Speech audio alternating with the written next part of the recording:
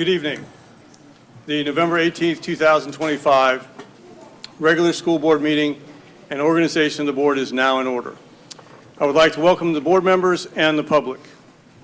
I'd like to take this opportunity to remind the public that the appropriate place for public participation in the meeting is during your individual public comment opportunity as identified on the agenda.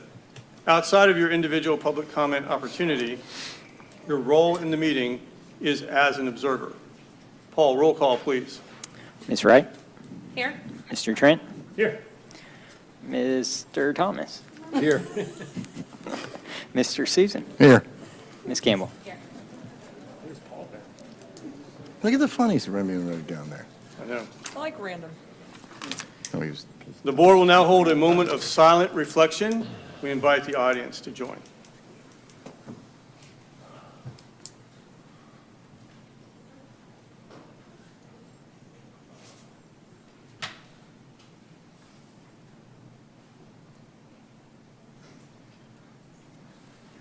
Now, please rise for the Pledge of Allegiance. I pledge allegiance to the flag of the United States of America and to the republic for which it stands, one nation, under God, indivisible, with liberty and justice for all.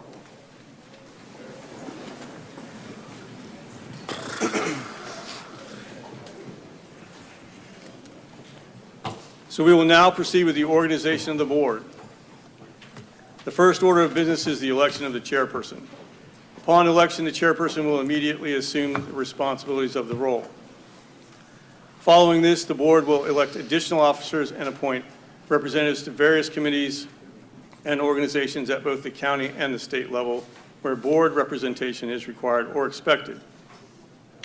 Before we begin the nomination process, I'll ask Mr. Gibbs, General Counsel, to provide an overview of the procedures in accordance with Robert's Rules of Order.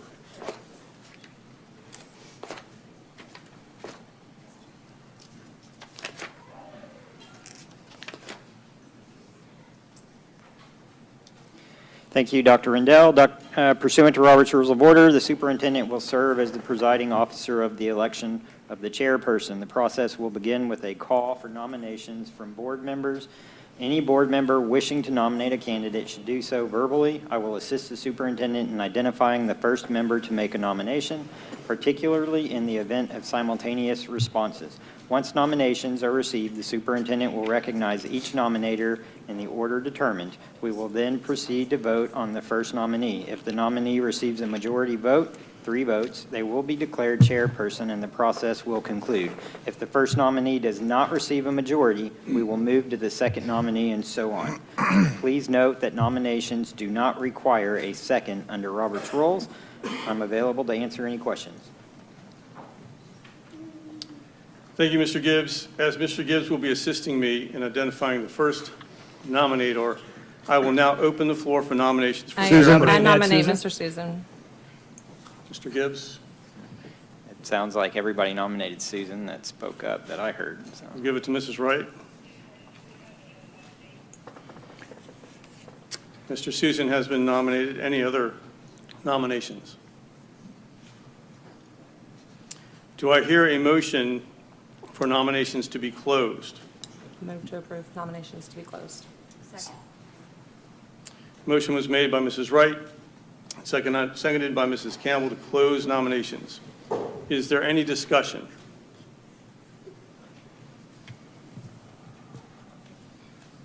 Paul, roll call vote to close nominations. Mr. Trent? Aye. Ms. Wright? Aye. Mr. Susan? Aye. Ms. Campbell? Aye. Mr. Thomas? Aye.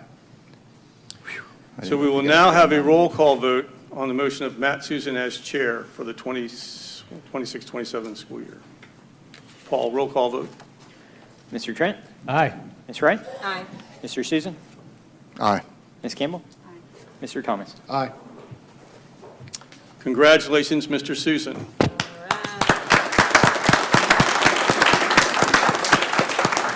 Mr. Susan will now take over as chairperson and will continue with the organizational proceedings for the selection of the vice chair. First, we will call for a short recess to have the technology reconfigured to accommodate the needs of the new chairperson. So we'll take a short recess. All right. All right.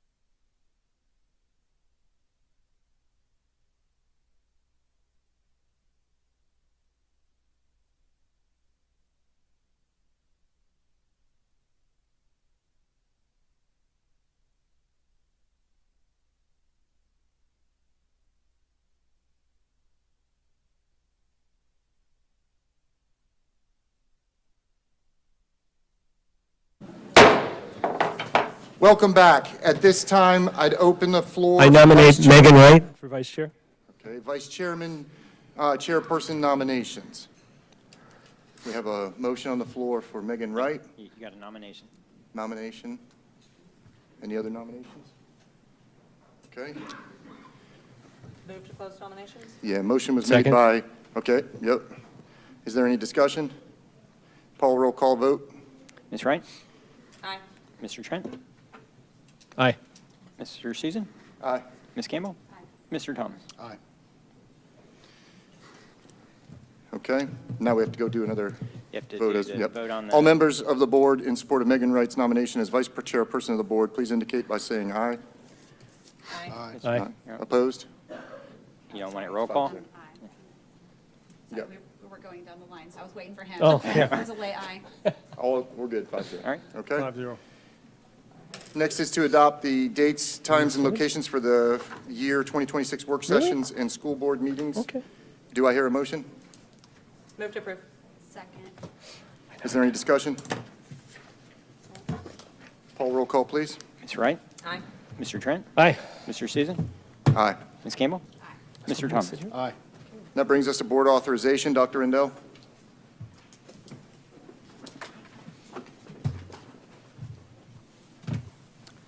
It is a requirement to authorize the superintendent to have signature facsimiles made of the chairperson and superintendent to be used for signing checks, and also to approve the continued use of the current signature facsimiles for district checks until new facsimiles are received. A motion and vote of the board are required for this issue. What are the wishes of the board? Do I hear a motion? Move to approve? Second. Are there any discussion? Paul, roll call vote, please. Ms. Wright? Aye. Mr. Trent? Aye. Mr. Susan? Aye. Ms. Campbell? Aye. Mr. Thomas? Next, we need to appoint board representatives and alternates to various committees for the upcoming year. We've already had the discussion during the workshop. All in favor of the predetermined workshop We need a list? motion? Yep. May I have a motion? Move to approve? Second. All in favor, signify by saying aye. Mi- Aye. You need a, Now, you want me to run it or no? It You want to doesn't- run it? Ms. Wright? I'll be quiet. Aye. Mr. Trent? aye. Mr. Susan? Aye. Ms. Campbell? Aye. Mr. Thomas? That brings us to the adoption of the agenda. Dr. Rendell. Thank you, Mr. Chair. On this evening's agenda, we have administrative staff recommendations, 43 consent items, 0 action items, and 2 information items. Changes made to the agenda since it was released to the public include: revised was A7, designated dates, times, and locations; A9, board representatives 2026; C2, 15th anniversary of the Children's Hunger Project recognition proclamation; D1, administrative staff recommendations; F9, support staff recommendations; and added was F1, expulsions. Do I hear a motion? Move to approve. Second. Any discussion? All in favor, signify by saying aye. Ms. Wright? Aye. Mr. Trent? Aye. Mr. Susan? Aye. Ms. Campbell? Aye. Mr. Thomas?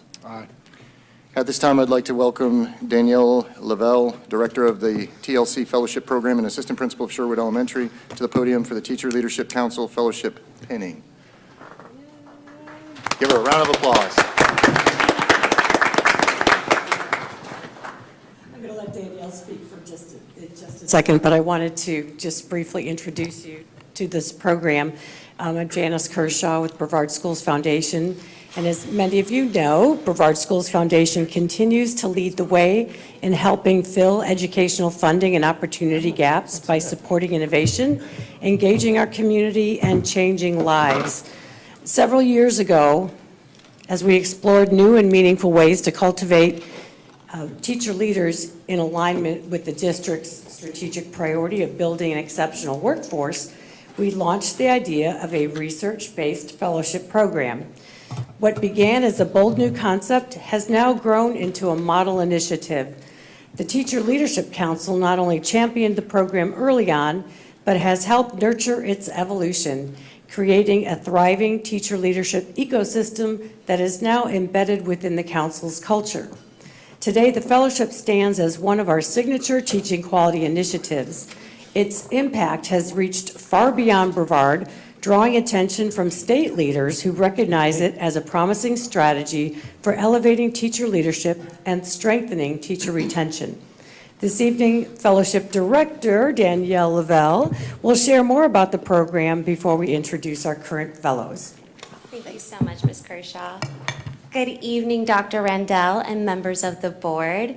It is an honor to be here tonight to express our recognition and support of these teacher leaders I have behind me.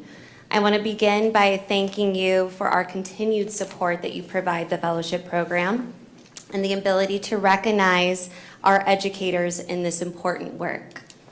The mission of the fellowship program remains at the heart of what we do, to cultivate strong teacher leaders and elevate student learning through purposeful and meaningful inquiry. This would not be possible without the support of our sponsor, Community Credit Union.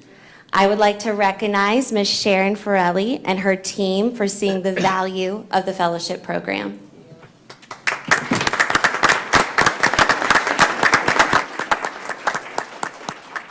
This evening, you have before you both our newest cohort of teacher leaders and our educators who have been accepted into our continuation program. Here stand teachers who have committed themselves to exploring their own practice through inquiry and reflection. Each fellow has identified an area of curiosity within their classroom or school community and has taken thoughtful steps to transform that wondering into action that impacts students. Teacher inquiry serves as both a process and a mindset, a way for educators to collaborate, question, and grow together. Through their individual wonderings, our fellows examine what drives their teaching, set intentional goals, and engage in research and collaboration to uncover new insights. They collect and analyze data, reflect deeply, and adjust their practices in ways that directly support student achievement. This ongoing cycle of reflection and refinement is what strengthens not only their instruction, but also the collective learning community within our schools. We are incredibly proud of their dedication and commitment to continuous growth. Their work represents the power of curiosity and the impact of teachers leading from within. This program continues to thrive thanks to the steadfast guidance and support of our amazing leadership team. At this time, I'd like to introduce our TLC Fellowship Coordinator, Ms. Mickey Corvo from Endeavor Elementary.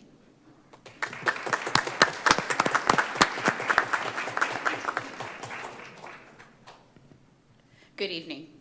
The Fellowship Leadership Team remains deeply committed to strengthening teacher retention by building the capacity and the confidence of teacher leaders across Brevard Public Schools.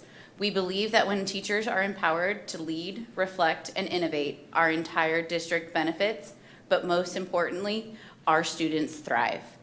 Each year, our program continues to grow as we welcome new cohort of fellows, carefully selected through a rigorous and competitive application process. Candidates are recommended by their administrators and peers. They respond to reflective questions centered on their understanding of teacher inquiry, their leadership experiences, and how their growth and positively influence their school improvement. Through this process, we seek educators who demonstrate not only strong instructional practice, but also commitment to continuous learning and collaboration. Our fellows represent schools from across Brevard County, yet they are united by a shared belief that through dedication, curiosity, collective effort, anything is possible. When it comes to achieving excellence for our students, they believe anything is possible when it comes to achieving excellence for our students. Our efforts would not be successful if it were not for our incredible group leads. We would like to recognize our group leads, Ruby Riviera from Discovery Elementary, Alex Stewart from West Shore Junior Senior High, Jenny Layham from Professional Development Learning, who's off doing wonderful learning today, Rhonda Ripberger from Southlake Elementary. I would like to invite Dr. Rendell and Mr. Susan down to will you please join us at the podium? We would like to begin presenting our fellows who are being recognized as having successfully completed a full year within the program and are currently returning participants in the Continuation Fellowship Program.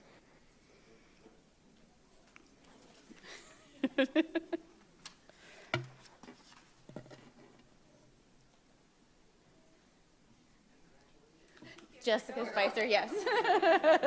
From Discovery Elementary. Sarah Jolliffe from Sherwood Elementary. We also have 3 of our continuation that some illness has hit. Megan Belsett from Bayside High School, Alexandria Robertson from Discovery Elementary, and Michelle Fittner from Quest Elementary. We would now like to recognize our Year 1 fellows who will receive their pin from their administrators. Sean Johnson from Edgewood Junior Senior High, who is with the principal, Jackie Ingrata. Carly Butler from Endeavor Elementary with her principal, Catherine Murphy. Jean Askew from Jefferson Middle with her principal, Mira Trine. Camilla Luis from Melbourne High with principal, James Kirk. Michaela Irby from Riviera Elementary with principal, Beth Myers. Victoria Godwin and Kelly Milton from Sherwood Elementary with their assistant principal, Danielle Lavelle.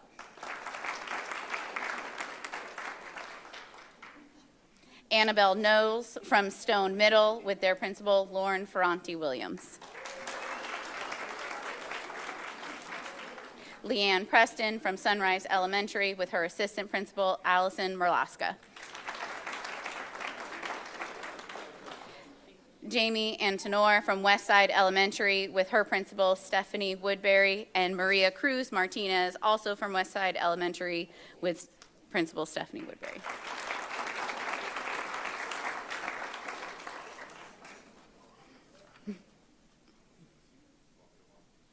At this time, administrators, please pin your fellow as a recognition of their commitment to leadership towards their future action research.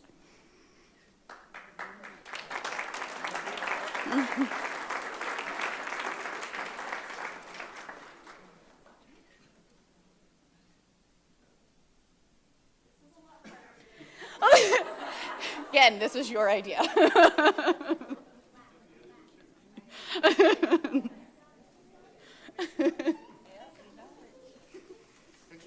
I'm saying we're going to be pausing for pictures. Let's go get in. Let's go.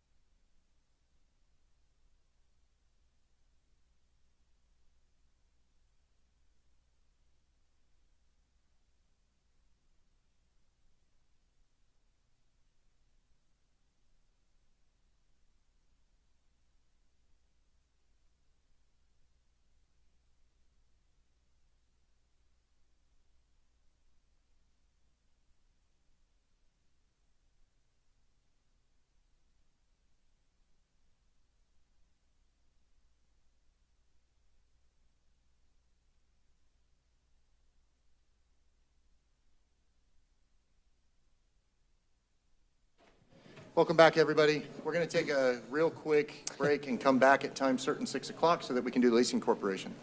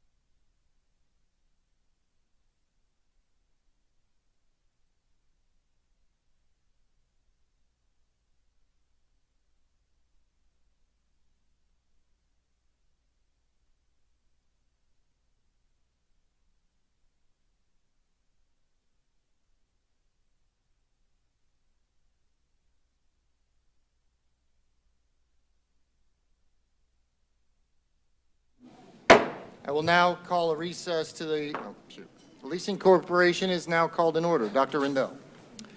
Thank you, Mr. Chair. The item for the board to vote on is to elect the following officials to the Brevard County School Board Leasing Corporation. President is the Chair of the School Board, Matt Susan. Vice President is the Vice Chair of the School Board, Megan Wright. Secretary is Superintendent Mark Rendell. Treasurer is Chief Financial Officer Cindy Lazinski. Do I hear a motion? So moved. Second. Any discussion? Paul, roll call, please. All right. Ms. Wright? Aye. Mr. Trent? Aye. Mr. Susan? Aye. Ms. Campbell? Aye. Mr. Thomas? Aye. The Leasing Corporation time certain meeting is now adjourned. All right, here we go, right back to it. Now the organization of the board, school board meeting is back in session. Okay, we have two proclamations this evening. Ms. Yvette Cruz, can you please come to the podium?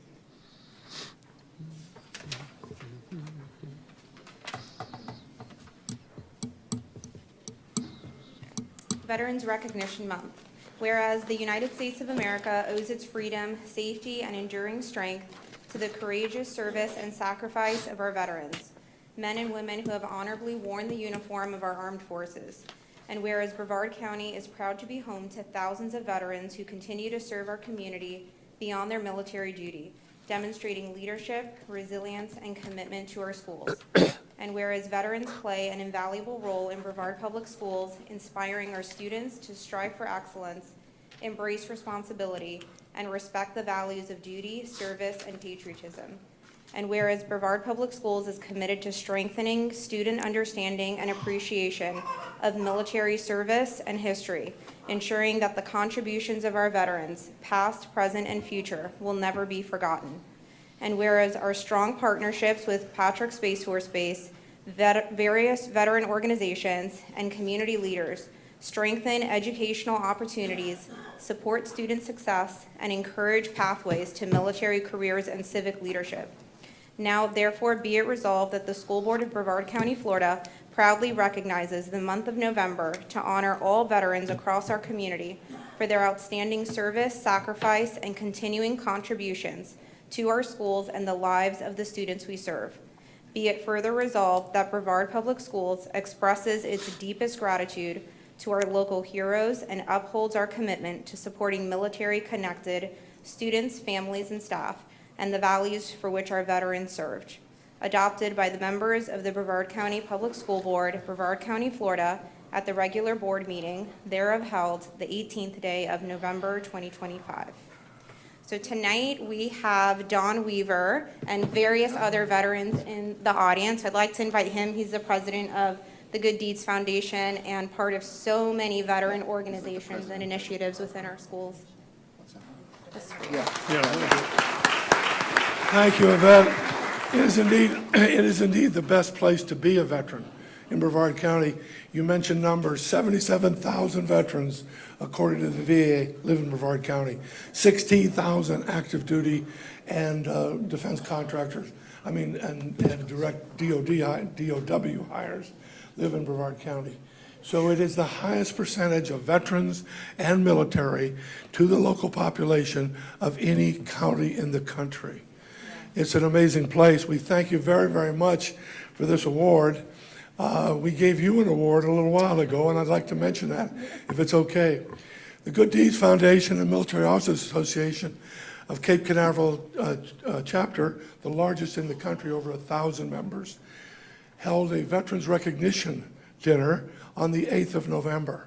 And Brevard Public Schools, along with the Education and Citizenship Armed Forces Coalition of the Space Coast, I got that all right. You did.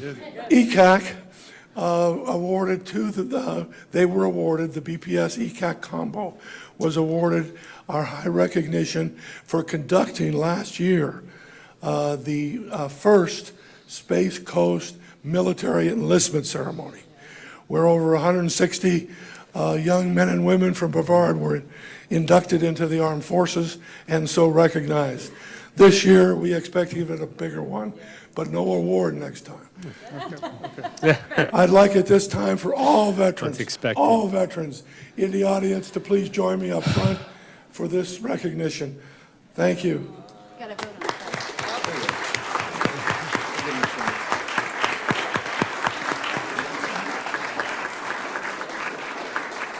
Mr. Chair, you're still, Do a picture now, and then we'll vote on it after? Can you come down? Yeah, we got. how about, We gotta vote on how about we do a Let's do a vote? vote real Move quick. to approve. Second, Yeah, move Stay to right there. approve. second. Stay right there. Stay right there. Jean's, I got it. All right, let's go. Got it? Paul, roll call, please. Megan Wright, Aye. Gene Trent, Aye. Mr. Season, aye. Ms. Campbell, Aye. Mr. Thomas. Aye. All right. All right, let's go get that photo.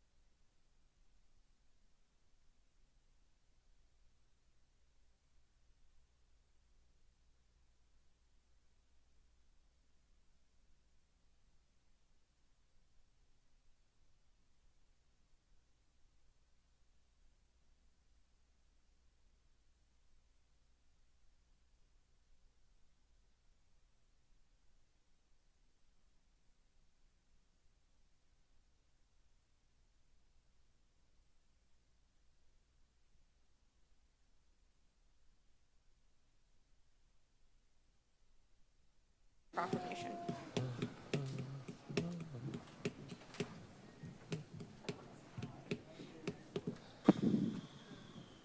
All right. Good evening, board, and everyone who's joined us this evening. I'd like to ask, I'm very privileged to serve not only on this board, but on the board of the Children's Hunger Project, and we have several members of our board of directors here, and I'd like them to come stand behind me while we read the proclamation. While they're coming, I have to tell you, board, I know you are very familiar with what this organization does to feed hungry children in Brevard. It is such an amazing organization, and we can't do what we do without the army of volunteers and business partners and donors who give so that we can feed children on the weekend. And just so you know, because of the government shutdown over the last month, our board, this board, decided that we wanted to make sure, because most of the students who get our weekend meal packs are on SNAP. They said, you know what, we want to do something to meet the needs of those families, and so it's $20,000 extra a week to double the amount of meal packs. And so the board, our part was easy to say yes. And then the community came around and packed extra, gave donations of extra dollars, and the volunteers came and packed extra meals. And for the last 3 weeks, we have been sending home twice the amount of food for all those kids. And I don't do that to praise the board, but to praise the community who helps us to get that done. So with all that in mind, the Children's Hunger Project 15th year anniversary. And I have to say that I was also one more thing. We've been really careful not to use the word celebration, because we do not want to celebrate that we have hungry kids to feed, but we want to commemorate and be thankful for all the work that's been done through the years. Whereas the Children's Hunger Project was founded in 2010 by Bob Barnes, Jean-Yves Clark, Sam Jones, and David Cohen, with the mission to ensure elementary school children in Brevard County do not go hungry over the weekends when they may lack access to school meals. And whereas what began as a small volunteer-led effort to provide weekend food packages to a single school has grown into a countywide program serving thousands of children each week. And whereas the Children's Hunger Project has built partnerships with Brevard Public Schools, faith-based organizations, businesses, civic groups, and community volunteers to identify children in need and provide consistent nutrition support.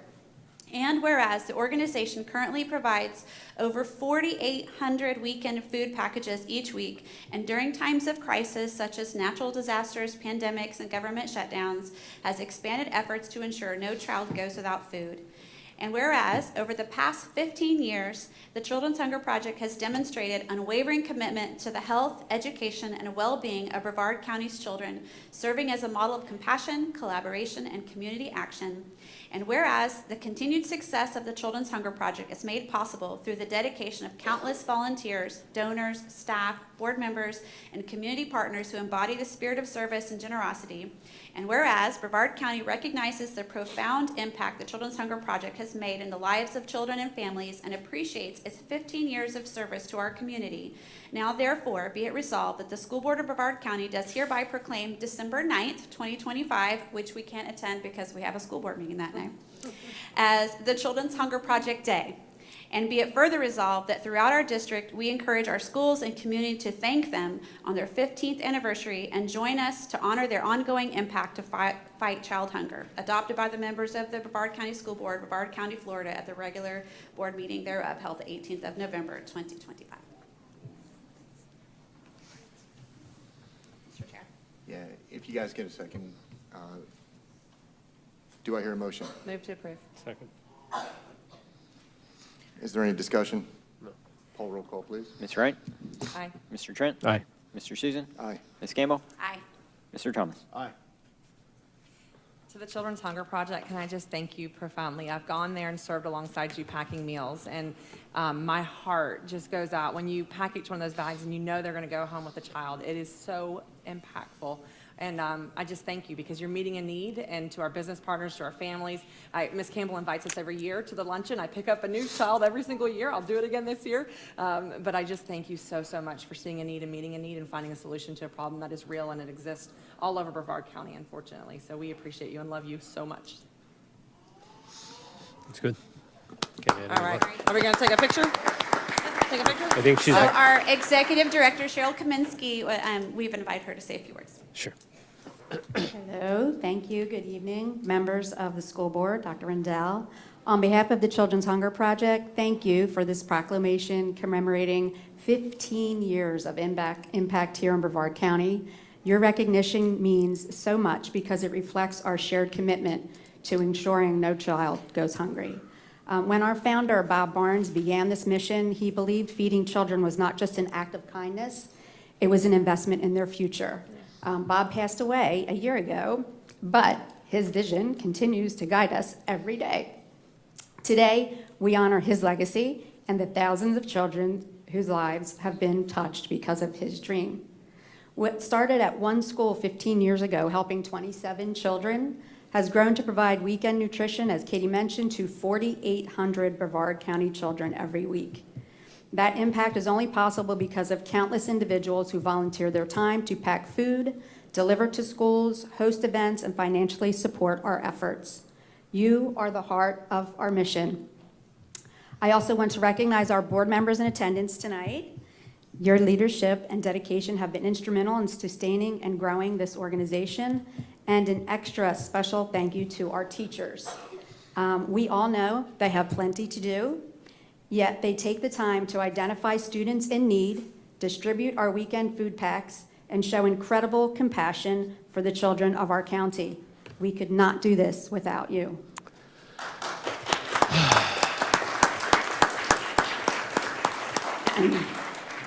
I am personally humbled to have served this organization for almost 10 years and to witness what we can accomplish together. I have heard so many stories of how our simple package of food can bring a smile to a child's face, change a child's day, and sometimes their life. None of this would be possible without the support of our schools, volunteers, and community partners. Together, we have built something extraordinary. As we honor these 15 years, we look forward to continuing this work with all of you. Thank you for standing with us to fight childhood hunger and for helping us to keep Bob's vision alive. Thank you.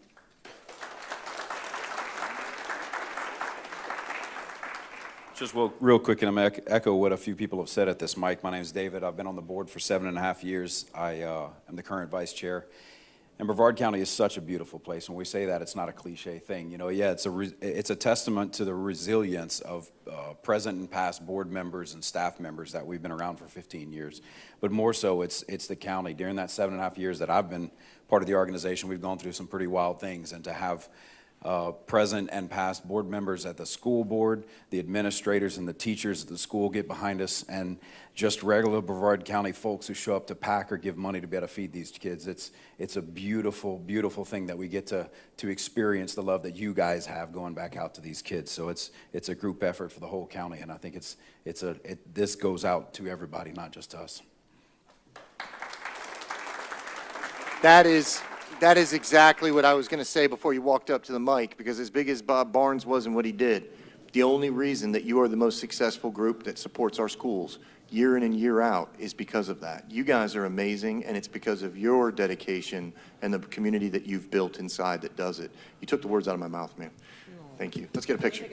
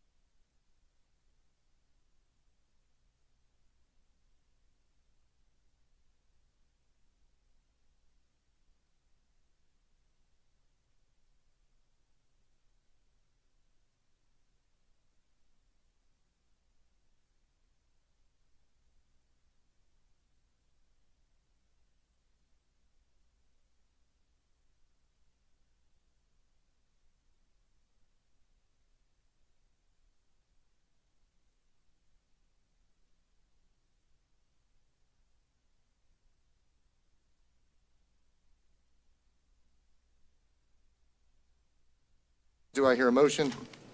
So moved. I think Move to approve, Who was the second? Second. Okay. Is there any discussion? Paul, roll call, please. Ms. Wright? Aye. Mr. Trent? Aye. Mr. Susan? Aye. Ms. Campbell? Mr. Thomas? Aye. Dr. Rendell. Mr. Chair, I'd like to take this opportunity to recognize the following individuals who are in attendance and have been promoted.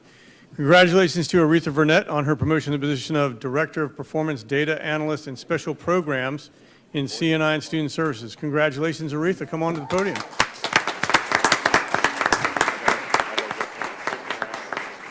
Thank you.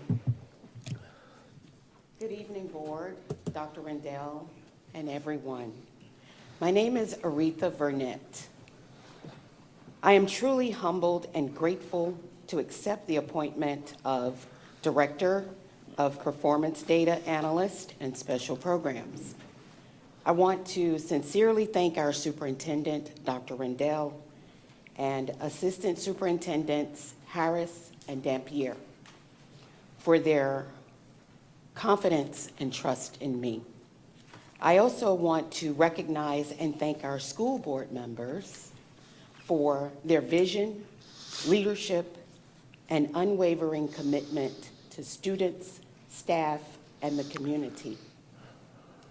Your guidance shapes the direction of this district, and it's an honor to help carry out that vision, to help carry that vision forward.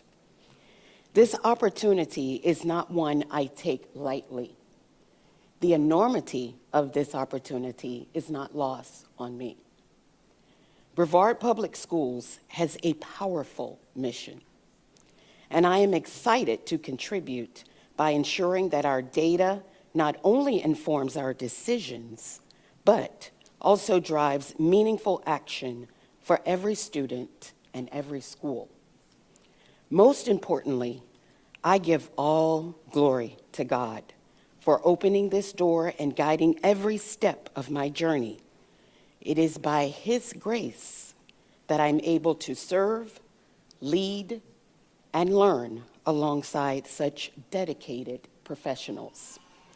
Thank you again for this incredible opportunity, and I look forward to the work ahead. Thank you.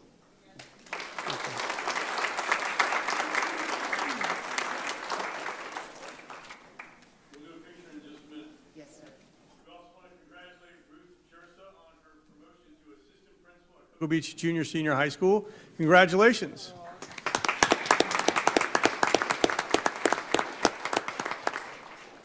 Good evening, Superintendent, members of the board, and stakeholders. It is with sincere gratitude and appreciation that I address you tonight. I would like to acknowledge the many individuals who have supported me throughout my career as an educator and as an administrator. Your guidance and support have contributed to shaping me into the professional I am today. As I prepare to take the next steps in this journey, I have learned the importance of effective systems, the necessity of consistency, and the continuous learning is essential. Equally important is the ability to listen and learn from diverse and unexpected sources. Superintendent, members of the board, Mr. Raymer, Mr. Pruitt, Ms. Weibel, Ms. Bowman, Mr. Wilson, Mr. Stewart, and Mr. Flora, or Ms. Stewart, excuse me, and Mr. Flora, thank each of you for seeing the potential in me. You each played a significant role in developing me into the administrator I am today. With your guidance, I have found what it takes to lead with grace, dignity, and the humility to keep learning. Dr. Connor, thank you for your encouragement to continue on my journey. It is a bittersweet moment to leave Space Coast. Under your leadership, I'm confident that the school will continue to thrive and grow. Mr. Powers, I am honored to have the opportunity to serve at Cocoa Beach Junior Senior High School, where I look forward to continuing my growth and contributing to the success of our students, faculty, staff, and stakeholders. Finally, I would like to thank my family for their unwavering support and steadfast presence, which has been my foundation throughout this journey. Thank you. Congratulations. Mr. Chair, we're going to take two more pictures. Yeah, let's go. Yeah.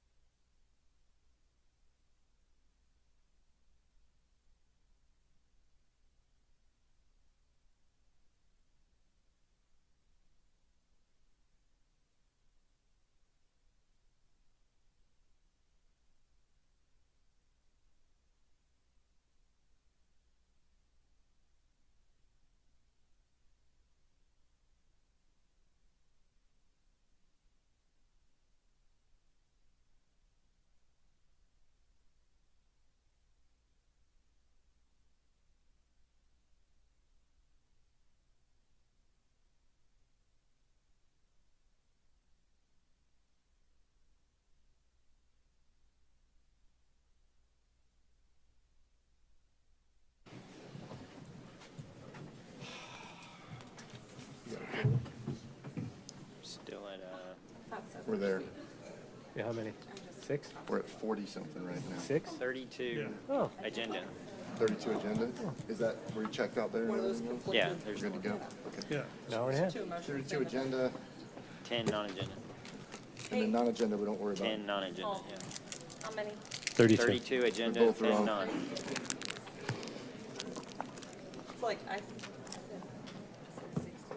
Thank you. We are now on to the public comments portion of the meeting. We have 32 number of speakers, and we'll receive 3 minutes. Our attorney will call the speakers in the order that they are signed up for. Mr. Gibbs, please call the first 3 speakers. Gina Darange, There we go. Bill Pearlman, Ravi Sankar, Rajesh. Board, thank you for listening to my concerns. I'm a retired teacher, I've been in this district 25 years. I'm now volunteering with a civics organization, and I did some research the past year on conversion bills, and I was very alarmed at what I saw. I've spoke to this board about these conversion bills, have warned you about it back when I read them in February. They are poorly designed. They will cause problems for administrator, and they will cause problems for the district. The ability Ma'am, to put Is that? is about the rezoning of Boundary changes. boundary changes. All right, I just, The concern is with Cape View, Yep. which is down in enrollment, as many other schools in the district are. Basically, this bill says that if there's an empty seat or classroom, if you read the original bill, a charter school can go into that school. As an administrator, that would be a nightmare to try to figure out whose students. The second thing is there are a couple districts that have had this conversion that went on, and the school, when it was first given as a conversion, was worth $200,000, and then 5 years later, when the charter went under, the property is worth $2.9 million, and that happened in Duval. Same case in Leonard County, Leon County. So I'm talking about a concern about this. The Air Force is going to be getting 600 more people assigned to the base. They're moving their training from Colorado Springs. If you talk to anyone, if you talk to the bartender at the marina, he will tell you all the changes they're doing to entice people to move here.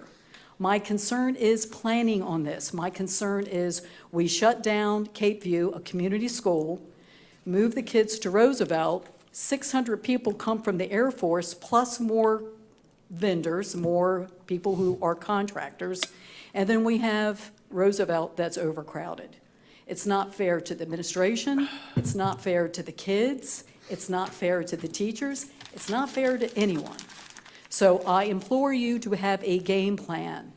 So far, 690 letters have gone out to 22 counties in the state of Florida for interest in schools that are underserved.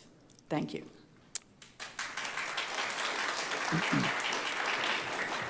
Mr. Bill, Bill Pearlman, Ravi Sankar, Rajesh, Christopher Higginbotham.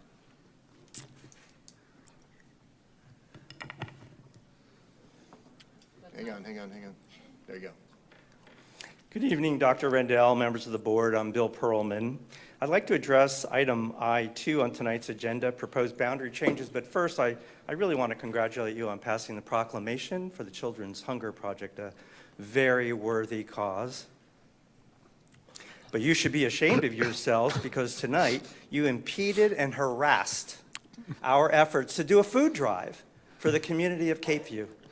You forced us to move it to the protest area. It wasn't a protest, it was a food drive. Yeah.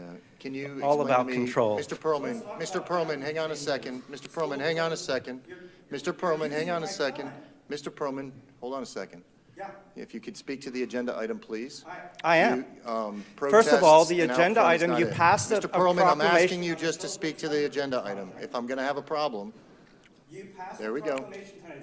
Agenda. And I'm talking about proposed boundary changes You're now. talking about protests, so let's get back to the I talked about the agenda item. Children's Hunger Let's go. Project. Let's go. All right.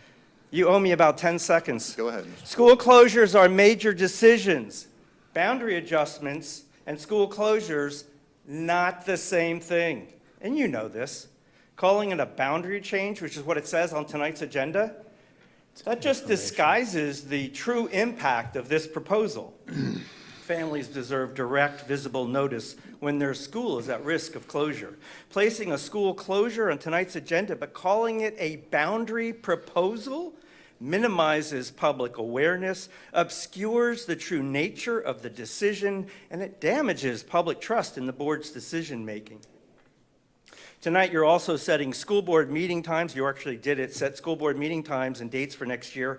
8 out of the 19 school board meetings, that's 42% of your meetings, are set for 9 a.m., a time where working families cannot attend.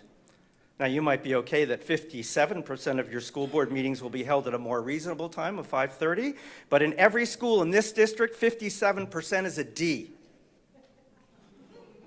You know the impact of morning meetings. You know working families can't attend morning meetings. You know teachers can't attend morning meetings. You know hourly workers lose pay if they attend morning meetings. You know morning meetings reduce public turnout. 43 seconds. Mr. Trent, you were a no-show for your community at the so-called town hall where Mr. Rendell discussed Cape View Elementary. It's a district meeting. No matter how hard the Office of Communication tries to spin it, you earned an F. Mr. Perlman, Cape View is a school in your district, Mr. Trent. I'm almost done. And your community will not forget that you failed to show up for them. Brevard deserves better. Do better.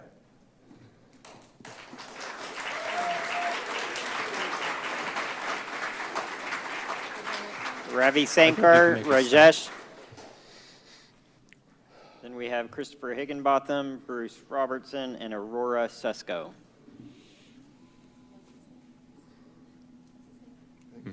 Ravi Sankar, Rajesh.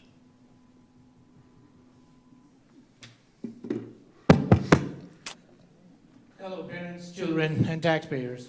I'm here speaking as a private person, do not represent any groups, organization, including Moms of Lunacy. I am directly addressing the agenda item I2, boundary change. That is disguised. That was It's an not, information. clear. So, at the meeting that Mark held at Cape View on 11th or 10th November, he mentioned 2 reasons for potential consolidation. 1, decline in enrollment. 2, aging population.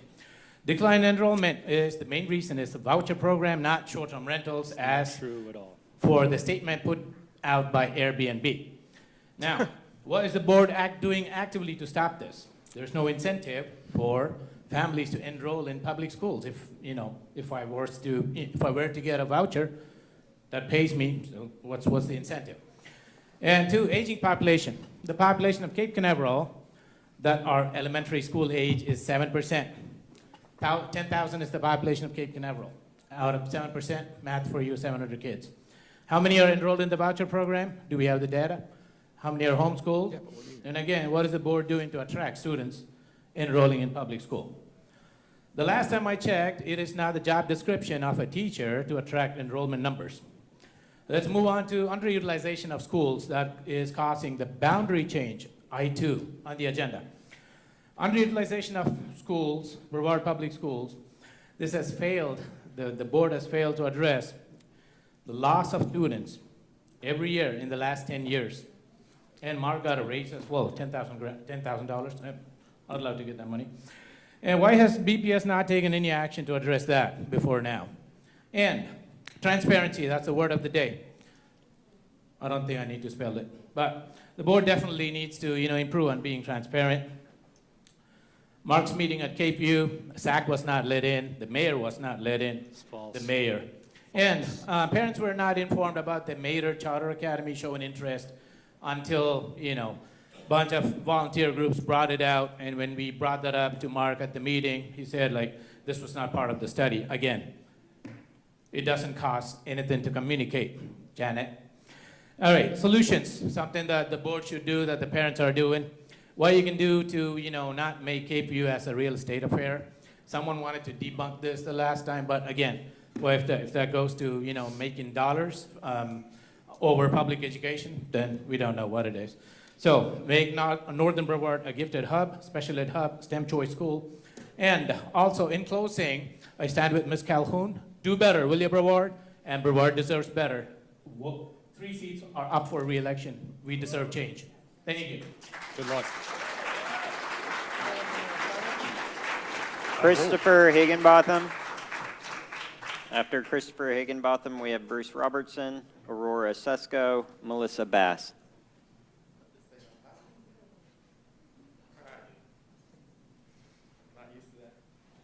Hello, I'm Chris Higginbotham. I am a father of 3. All 3 kids attend BPS schools. I'm going to speak on I-2, the potential rezoning. No matter what decision you guys make, I do think it's going to be a tough decision. It's going to make a decision for a community school that's going to be tough no matter what decision you make, because I do see some schools potentially closing. With that being said, I'm sitting here thinking to myself, are there any potential rezonings that would have less effect? And what comes to mind is West Shore and Edgewood. If we would potentially close those schools and those students have to go back to their home school, that could potentially raise enrollment, frees up teachers, frees up administrators. And I'm not saying this is a good choice. I'm just trying to give you guys an alternative. I hear the social media going crazy about all these decisions, but no one's offering alternatives to you guys. You guys are highly intelligent people. You guys, in my opinion, make pretty good decisions. With that being said, if no one's offering you an alternative, then you can only make the decision that lies in front of you. So I would encourage everybody, if they don't like what is happening, to give you guys some alternatives. I consider myself of average intelligence. I try to raise my kids, come to these meetings, have your voice heard. If you have a better solution to the deficit we are finding ourselves in, then contact the board members. But you got to give them an alternative. You can't just say, keep my school open, because no matter what decision is made, somebody's going to be here saying, keep my school open. And I get it, because if you closed Manatee, I'd be upset. If you closed Vieira High School, I'd be unemployed and upset. But that's what's going to happen. Some schools have to close if that's the path we're going to find ourselves. And it is going to be a scary path because of the new bill that the previous lady spoke about. That is coming up, and I do fear for that. But thank you for your time, and I do respect and hope you guys make the great decisions. Thank you. Thank you, Mr. Higginbotham. Bruce Robertson. After Bruce Robertson, we have Aurora Sesko, Melissa Bass, Clifford Smith.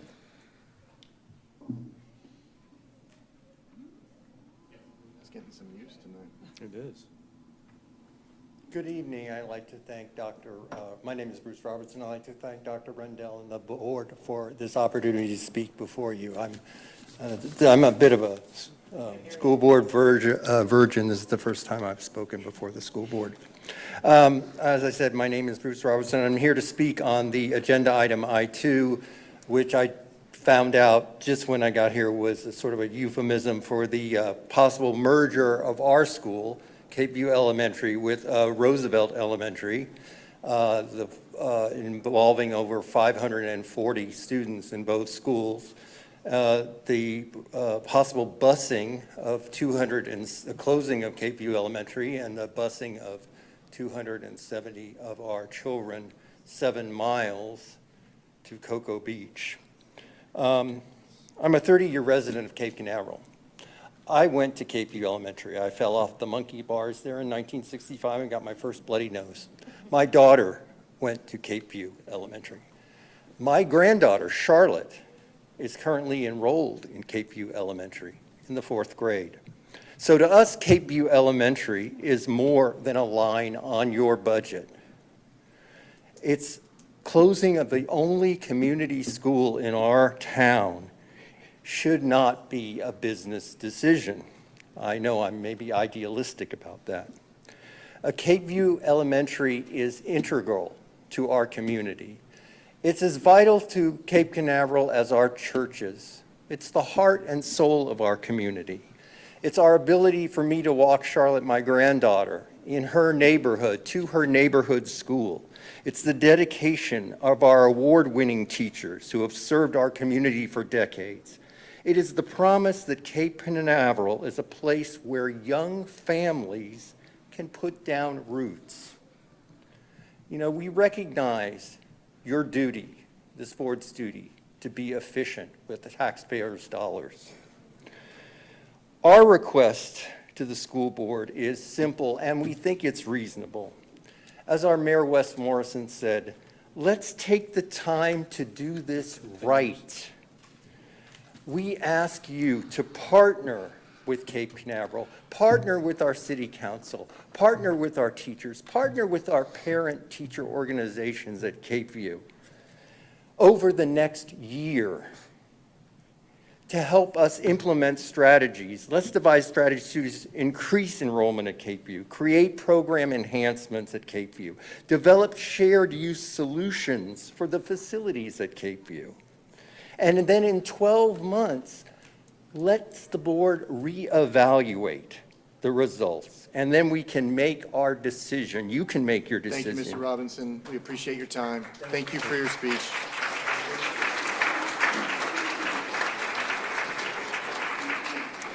Aurora Susko, Melissa Bass, and Clifford Smith. I'm going to move that down for Gene, somebody?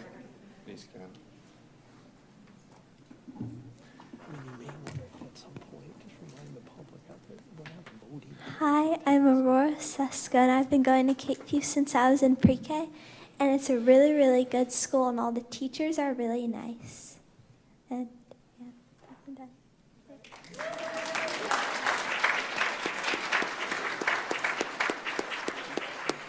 Melissa Bass, followed by Clifford Smith and Taylor Ponder. Hi, I'm Melissa Bass. I'm a Cape View mama, and I was here last time. Back again. I wanted to say thank you to those of you who spoke with me over the phone and over email. I've appreciated the communication. It's helped a lot. I just want to speak again about Cape View. It's an A-rated school where children... Let's not do this again. Sorry.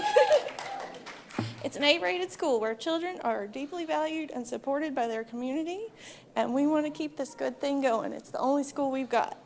And as Dr. Rendell confirmed for us, the consolidation would lose something really important to us. It would lose our Title I status. And that is a vital part of what makes our kids be able to do school.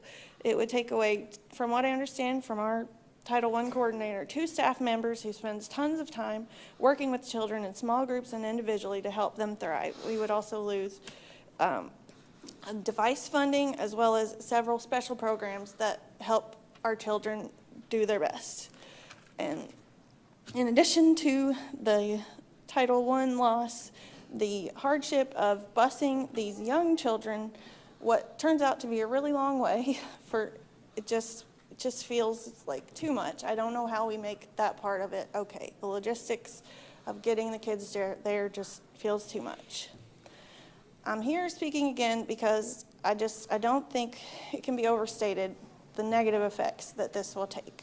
I don't want our children's ability to thrive in these formative years to just be focused in and reduced to these dollar signs and efficiencies. I need there to be something else we can do. These kids are whole human people, and they don't deserve to suffer from this change. They deserve better from us, from all of us. I don't know what to do, but I feel like there's got to be something we can do different, because I can't find an upside for these kids. I went to Roosevelt, I toured it. It's a great school, but it's not what our Cape View kids need. So please, I'm asking you to continue to work with us, give us some time, let our city leaders get here on a night when they don't have a conflicting council meeting. Let us try to do something together. I need this to not be the end for these kids. I have to look at them every day, all around town and at the library, and it's heartbreaking to think about how many of them will fall through the cracks. Thank you for your time. Thank you, ma'am. Clifford Smith, followed by Taylor Ponder, Jennifer Hopkins. Good evening, School Board. My name is Clifford Smith. I'm here to talk about agenda item I2 as well. Is it not coming through? Oh, okay. Sorry about that. So I'm going to speak basically about our own personal experience with Cape View. Our daughter has epilepsy, and she used to have very severe grand mal. Unfortunately, the private school that she went to was not able to handle that, and it was understandable. We left very amicably. However, Cape View very much embraced her during her IEP, during her big struggles when she was highly mismedicated, and they did so very willingly and enthusiastically. We've worked through, she was very far behind from the school time she missed, and they helped walk us through everything and get her where she is caught up with her peers. The staff and administration there has been excellent. They really listen and care about the needs of the kids, and that's just very different than most places. With this consolidation, while I understand the objective is to potentially save money, with the idea, and this was very heavily conveyed in our city council meeting, that charter schools are trying to come in, they're going to take that exact same funding and use it, which does no good for anyone. So that is the part that's kind of confusing about this. But the main focus really needs to be on the kids who have benefited so much from the presence of this school. And it is a small town community, and it is odd for such a tourist community to be so tight knit and for everyone who lives there to know each other, support each other, and help each other. And really, I think all the frustration that's coming out of this is just the lack of transparency. There's things like the WYX study that has not been released. Things like that, like if we could just get those things, there was nothing sent through Focus, which is often sent, there's fundraisers, there's all sorts of other notices that are sent through things like Focus, and none of those things have come through any of those avenues, so most parents still don't know about this. And there's a lot of people in Cape Canaveral who can't physically attend here. They're low income, they can't get here. And while I understand that that's what these meetings are for, there's a lack of representation for the school. And again, I just don't think it's being conveyed well. And that's really, I think, the biggest thing that we're all looking for is just some more transparency, some more information. And that's all I'm asking from you guys. And I think that's what most of the people here are so angry about. So thank you guys so much for listening, and I hope you guys all have a good night. Thank you. Taylor Ponder. After Taylor Ponder, we have Jennifer Hopkins, Mindy McKenzie, and sorry for the mispronunciation, but Sule Prado. Good evening. My name is Taylor Ponder, and I've been a resident of Cape Canaveral for 30 years. I'm here tonight because what is being considered is not a routine operational change. It's a decision that could permanently damage our community. I'm talking about the I-2 in Cape Canaveral Elementary.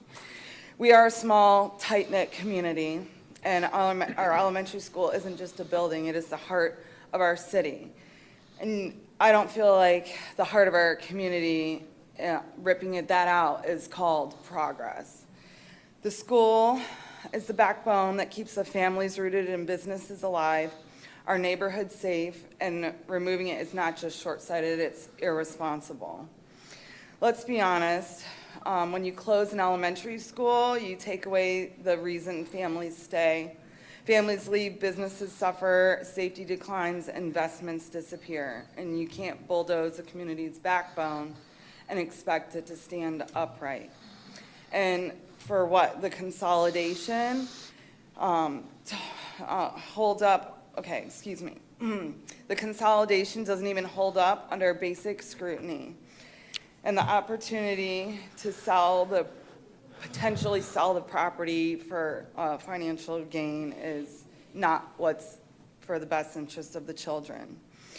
So my daughter goes to Cape View, and she is on the spectrum, as well as many other children that, that rely on the stability. They depend on the routines, familiar environments, and long-term trust of their teachers. You don't pull stability away from these children and call it equitable or in the best interest of the children because it's not, it's harmful. And the class sizes are already at, 21 to, 22 children. Bringing them together, there's going to be 28 to 30 children in a classroom. There's no way that we can, put that on these teachers to give them a reasonable in such young years, give them this appropriate education. And, all these children are commuting back and forth to school, within a 2.5-mile radius. Half of these children are biking and walking and riding their bikes to school. Our children are not for sale. Our community is not a real estate opportunity. Education before profit, children before politics. Cape Canaveral is not just a tourist stop. It's a real home for real families. Tourism comes and goes, visitors come and go, but our children stay. They should come first. Having lived here for 30 years. Thank you. Thank you. Jennifer Hopkins. Jennifer Hopkins. Jennifer, she left. Okay. Mindy McKenzie. After Mindy, we have Sule Prado, Sean Marie Cook, Tylen Billings. Hi, good evening, board. My name is Mindy McKenzie. I've been here once before, to talk about book bans, but today it's item I2 on the agenda. So as everybody else here is probably thinking the same thing,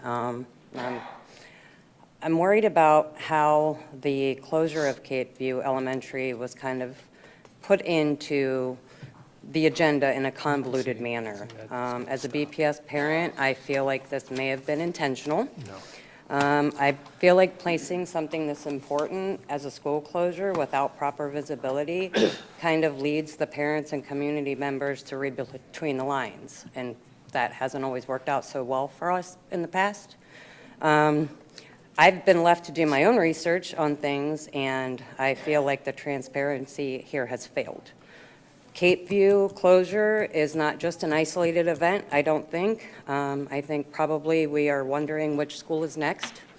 I think it's pretty fair to say that it does raise further questions regarding deeper systemic failures in planning, enrollment management, communication, and community engagement. Families should not have to attend the work sessions or search through a bunch of attachments to find out that their kid's school is closing. I've had to learn so much about how you guys operate. I don't see the mission being fulfilled for the Cape View students, faculty, or parents to serve every student with excellent as a standard. I'm not sure what we're missing here. I feel like that I feel like the teachers, they're not going to have an opportunity to go elsewhere in the district. What if we don't have enough openings in the district? What do those teachers do? Where are they left to go? I mean, and we are in a teacher shortage, are we not, in Brevard County? We need teachers, right? And my daughter's a teacher. My oldest daughter, she would never come back here to be a teacher, and it breaks my heart because we've made roots here now. And I want to stay here. All my kids have graduated from BPS, and it's sad. And I just want to know, like, where we're going from here. And again, I had to leave work early and rush to get here. And then, I was so happy about the Children's Hunger Project. I volunteered there many, many hours of my time. But then we did a food drive for Cape View parents tonight, and we got told to move. So it's like, are we feeding kids? Do we really care, or do we not? This is, do better. Please, help us. Shut me down when you help say you do better. guys, and this is like the time to make it work. Thank you, ma'am.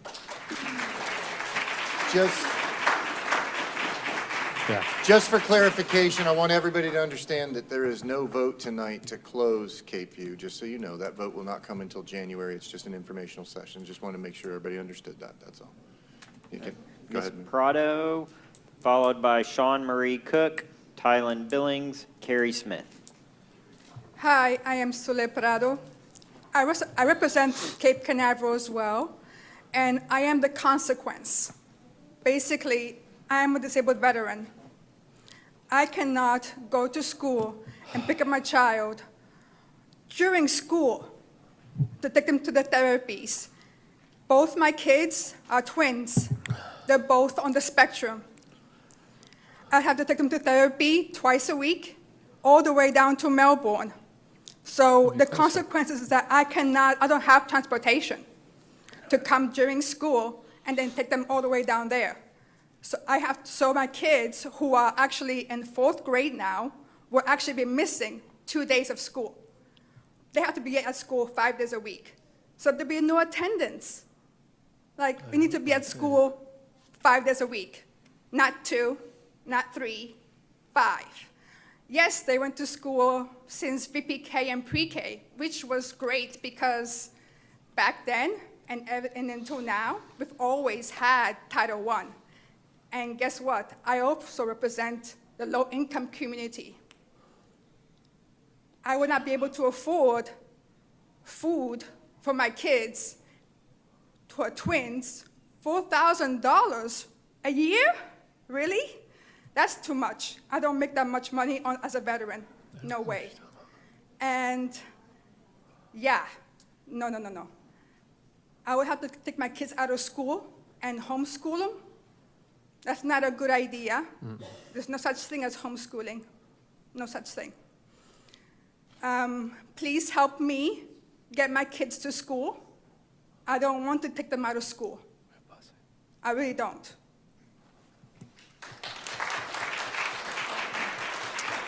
Sean Marie Cook. Sean Marie Cook. Then we have Tylen Billings, Carrie Smith, Cassandra Tudor. Hello. I am new to these issues at hand as my grandsons have moved in with me recently and are attending Cape View once again. Many of you are a parent, maybe a grandparent or a guardian. If you have had or know any special needs child, you would want them to stay in a Title I school such as this school. Oh, I'm sorry. Hang on, I'll pause it for a second. Oh, thank you. It offers critical resources which sets up the children for success. Ms. Campbell, I saw you on a video recently, and you said that you support our beachside schools. This is one of them. Closing the only Title I elementary school here is not supporting our children and families. Have any of you thought of cost-effective ways to keep it operating? I've seen office staff have dual roles, such as having a principal teach music as well in many small towns, not in the state, but in others. Doing so helps keep draining funds from other schools. Displacing our low-income families and cognitively challenged students will have lifetime effects. Many of these families do not own vehicles due to finances and rely only on public transportation. Therefore, would cause many absences, as Ms. Sule said. They wouldn't get specific resources and support that their teachers have given and built with them over the years. Mainstreaming them would only cause more disruption in their lives. After-school tutoring would be lost. Parental involvement, as well as after-school activities. This is not advocating for the future generation of Cape Canaveral. Our teachers go in every day to make a difference, as do many others. This is not easy. Many kids come to school upset from things out of their control. They do not have a place to sleep or food to eat. This is the stage for their entire day, as well as their teachers. Can any of you say that you've come to our school when students are dismissed? Going and watching the students walk home will tell you a lot about our parents, and the faces tell quite a story as do the cognitive challenges for many of these precious children. Yet still, they are lovely people, lovely, and they make the best of each day. Ignoring these issues will not make them go away. There are priorities on this board that don't seem right. Buying a bunch of furniture, for example, for the board's administration offices, huge raises. Thank you, ma'am. Thank you for your time. We appreciate you. Thank you.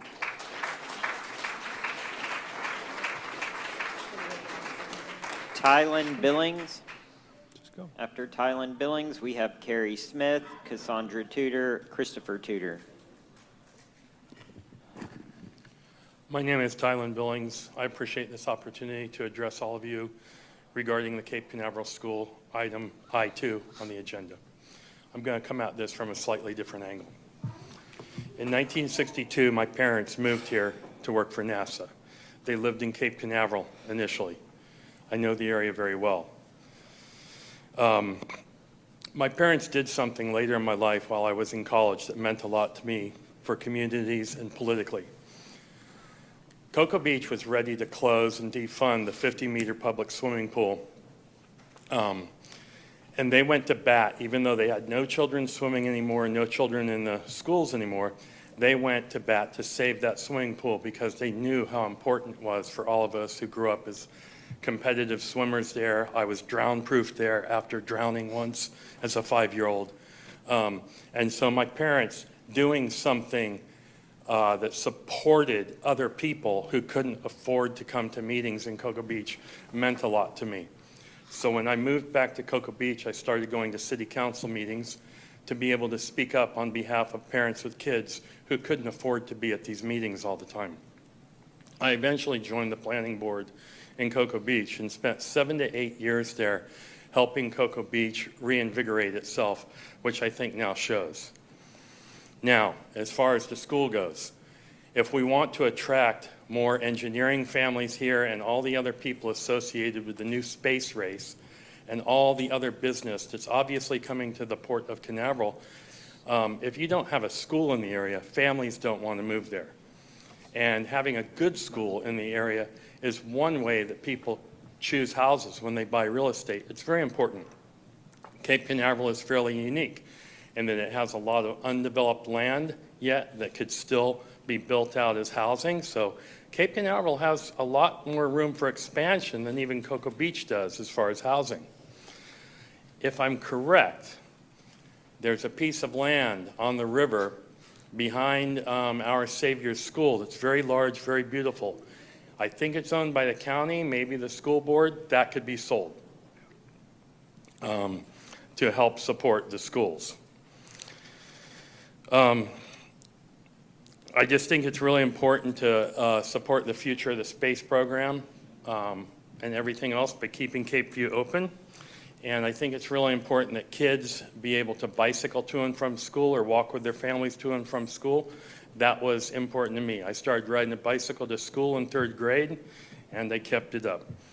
I just think it's good for the community. It's important. Thank you, sir. What number are we looking at? We're on 15. 15? Carrie Smith. After Carrie Smith, we have Cassandra Tudor, Christopher Tudor, Amy Raub. All right, first I want to say thank you for letting us all speak tonight. As you can see, our community is extremely important to all of us, and as many of others have said already, Cape View is like the heart of our community. I live about 3 blocks away with my 5-year-old son, and to see all the families walking to and from school, it's just hard to explain. Like, it's such a beautiful thing, and sorry. Roosevelt takes me 20 minutes to get there. I'm a working single mom. I have to work in Merritt Island. It's not feasible to be able to drop my son off and get to work on time in the mornings. And also with the buses, I get that that would obviously be an option. But having kids get up for the bus, they'd have to be to the bus stop so early to make it to Roosevelt on time. And I don't know if you guys are familiar with where Roosevelt is. There's one road to it. It's already so congested when the schools get out in the afternoon, that I can't even imagine what that would be like if Cape Canaveral was also a part of that school. Plus, not to mention, Cape View itself is an A-rated school. It's extremely highly rated in our area. It's got an amazing special education program, which is super important to a lot of families around here. Plus, just the fact that small schools in general, like, it brings in more of a community feel. There's just something very special about our school, and I just, before you guys make the decision in January, I want you to see how it affects, like, hundreds of us, if not thousands of our families who love our community and love our school so much. So with all my respect, I just ask that you please consider that when you make the decision, and thank you so much. Thank you. Cassandra Tudor. After Cassandra, we have Christopher Tudor, Amy Raub, Killian Laddig.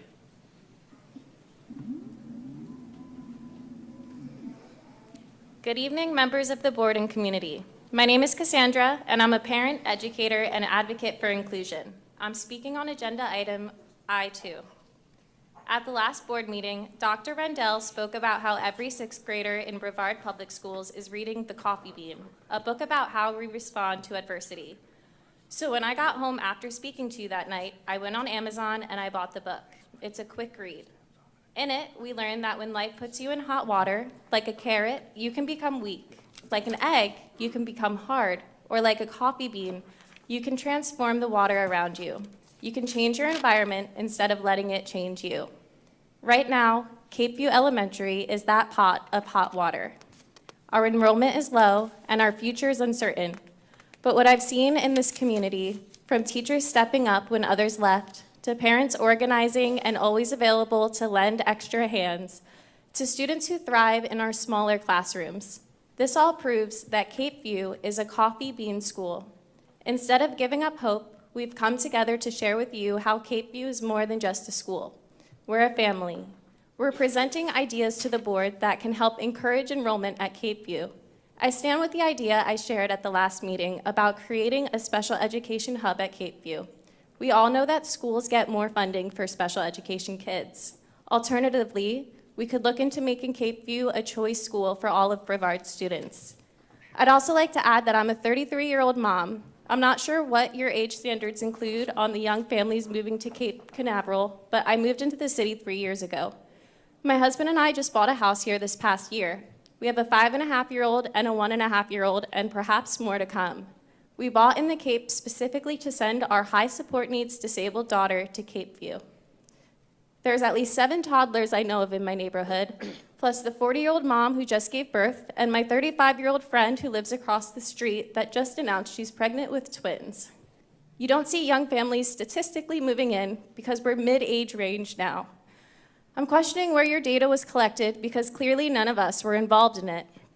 So tonight I ask you, when it comes time to vote, don't be the carrot that softens under pressure. Don't be the egg that hardens and shuts out what's possible. Be the coffee bean, the one that transforms the whole pot. And if our cup of coffee is not up to your tasting standards, give us time to add in some cream and sugar for you. Because saving Cape View isn't just about one school. It's about showing every student in Brevard that we live the same lessons that we teach. Thank you. Thank you.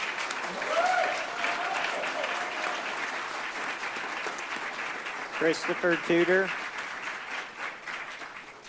Christopher Tudor. After Christopher, we have Amy Raub, Killian Laddig, Nicole Briggs. Can you guys hear me all right? First of all, I'd like to thank the board for allowing me to speak, and thank you for your public service. I wrote all this down because I'm not good at freestyling when it comes to public speaking. Like many people who have spoken before me, I'm here to express my concern about the potential closure of Cape View Elementary. I'm the father of a daughter, and as many parents of a child, sending your kid off to school could be nerve-wracking for obvious reasons. But Cape View has been incredible for her.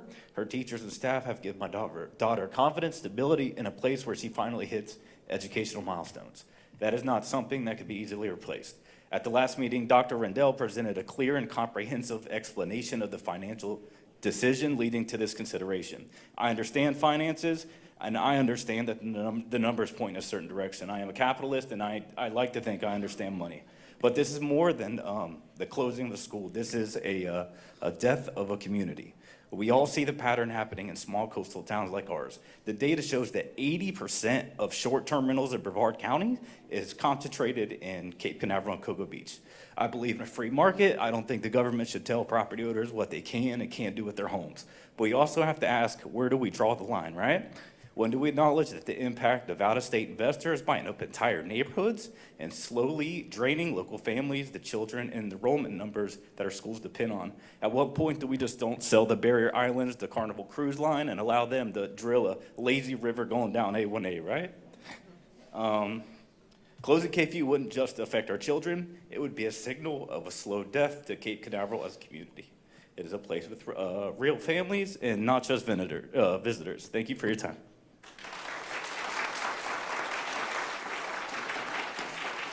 Amy Raub. After Amy Raub, we have Killian Laddig, Nicole Briggs, Katie Laddig. Hi. Okay, so I want to know, what does Mater Charter Schools see in our schools that you guys don't?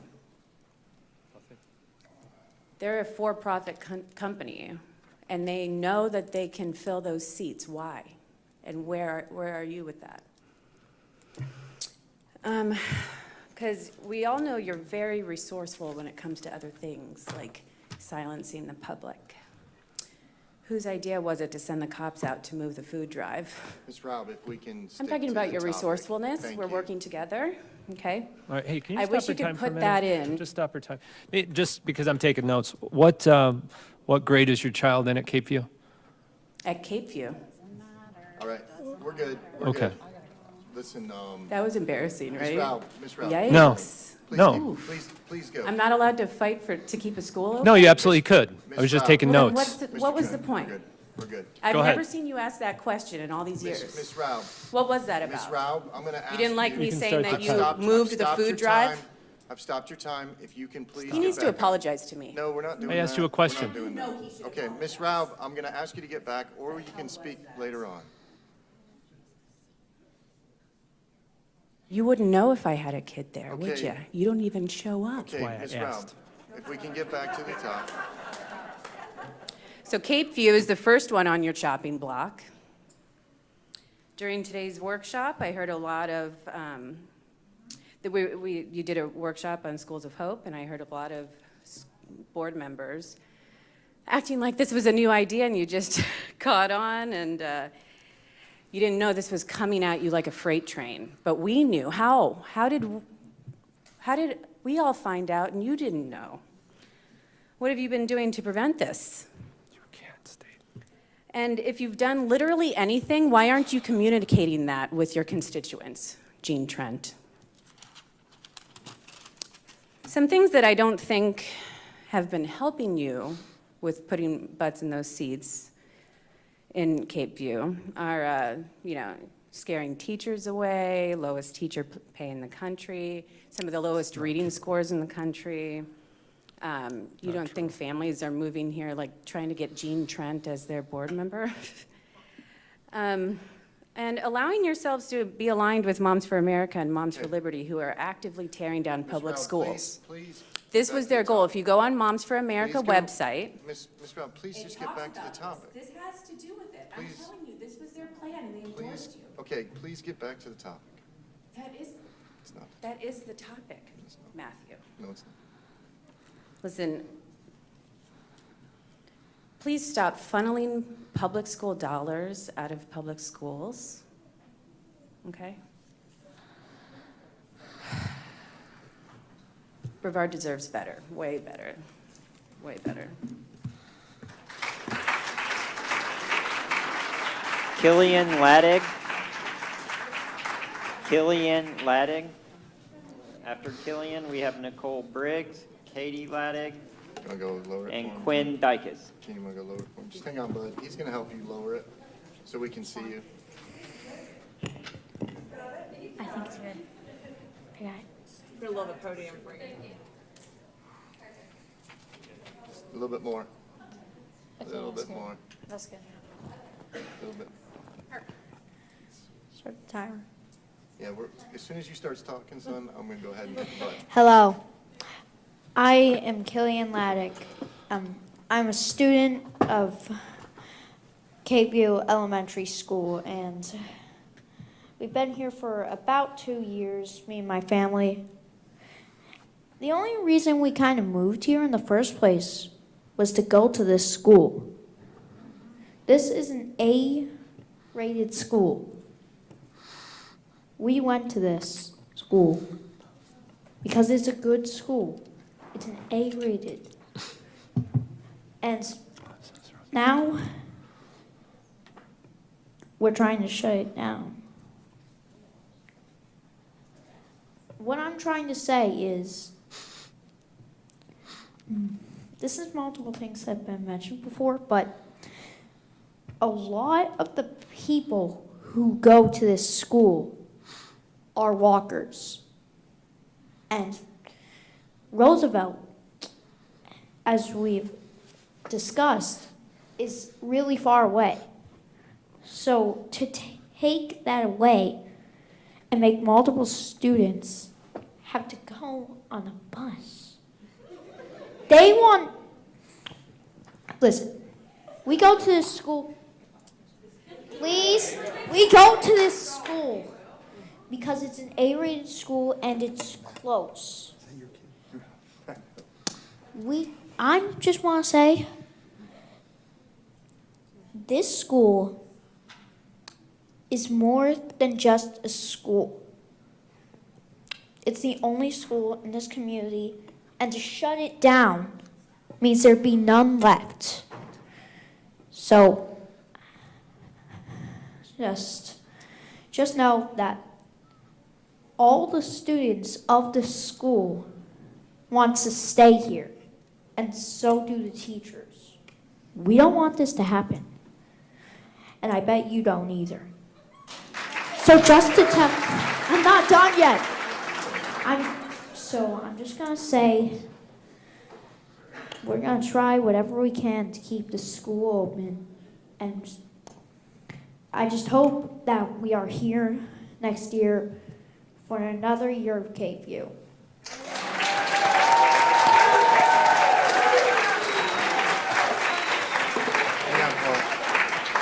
Good job, young man. Killian,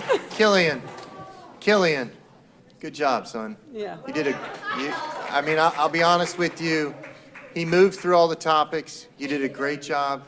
You reiterated everything everybody's saying, and you did amazing, man. I just wanted to congratulate you. Good job. Thank you. Nicole Briggs. After Nicole Briggs, we have Katie Laddick, Quinn Dykes, Aiden McFadden. We're good? Okay. Hello, board, neighbors. I'm a Cape View mom for 3 years now.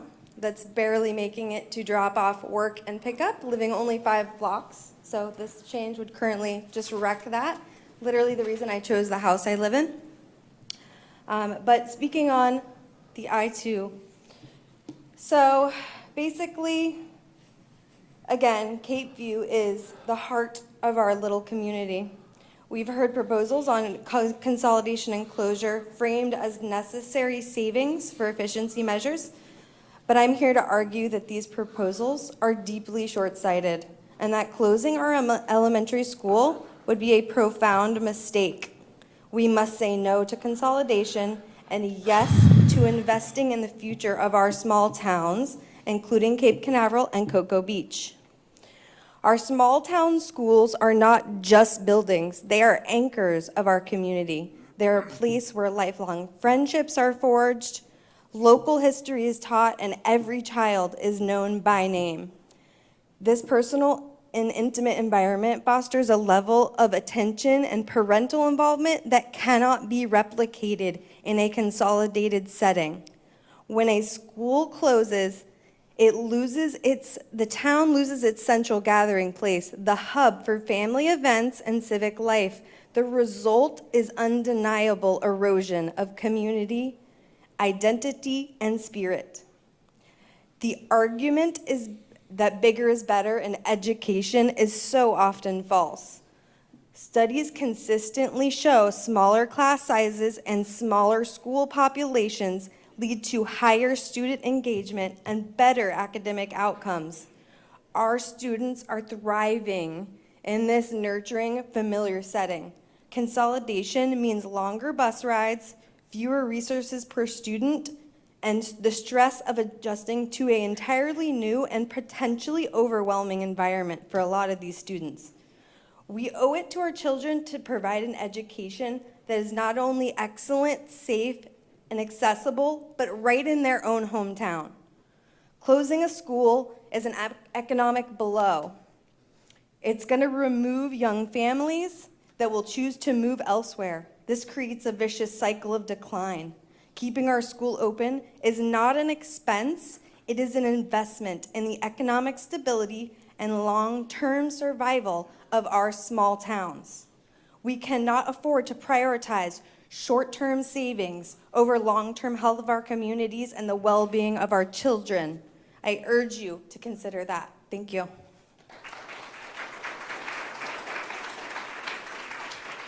Katie Laddig. Where are we at on number? 21. Okay, after Katie Laddig, we have Quinn Dykus, Aiden McFadden, Rachel Teneo. Hi, my name is Katie. I'm here to speak on the I-2 item. As my son has proudly stated, we moved to this community just to go to Cape View. My husband has a degree in space science, and his dream was to live this close to the Space Center. And it's pretty amazing. We come from, I've been to many schools in the area and in Orange County, and we have never felt more at home here. It's absolutely an amazing community.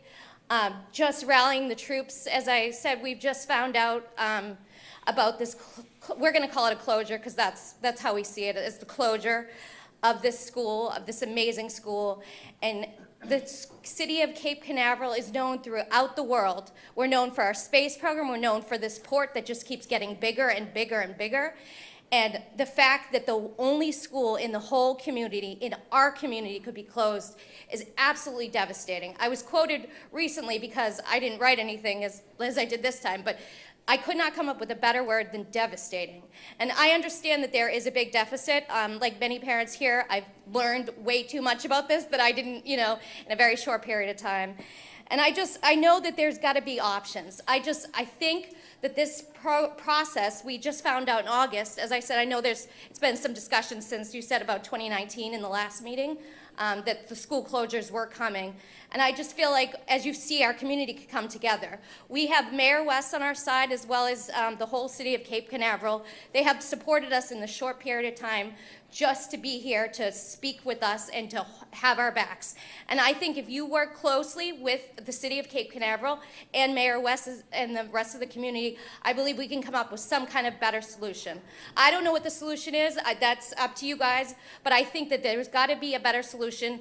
This has got to put our children first, and there's got to be another option. We are an A-rated school, Title I, and it would be devastating to the community to get rid of that. And I think we need a sustainable, multi-year plan.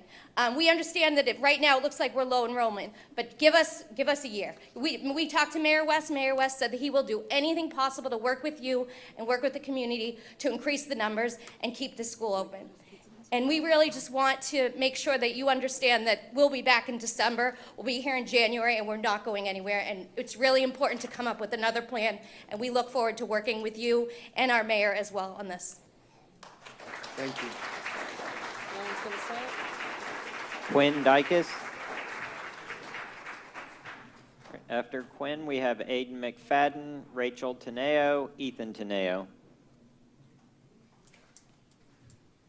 Good evening, school board members. I'm a little taller than the last guy, so I appreciate that. And Dr. Rendell, my name is Quinn, and I will be speaking on F2 and I2 tonight. I want to firstly give you all credit for the last work session and today's work session in regards to the conversation surrounding Schools of Hope.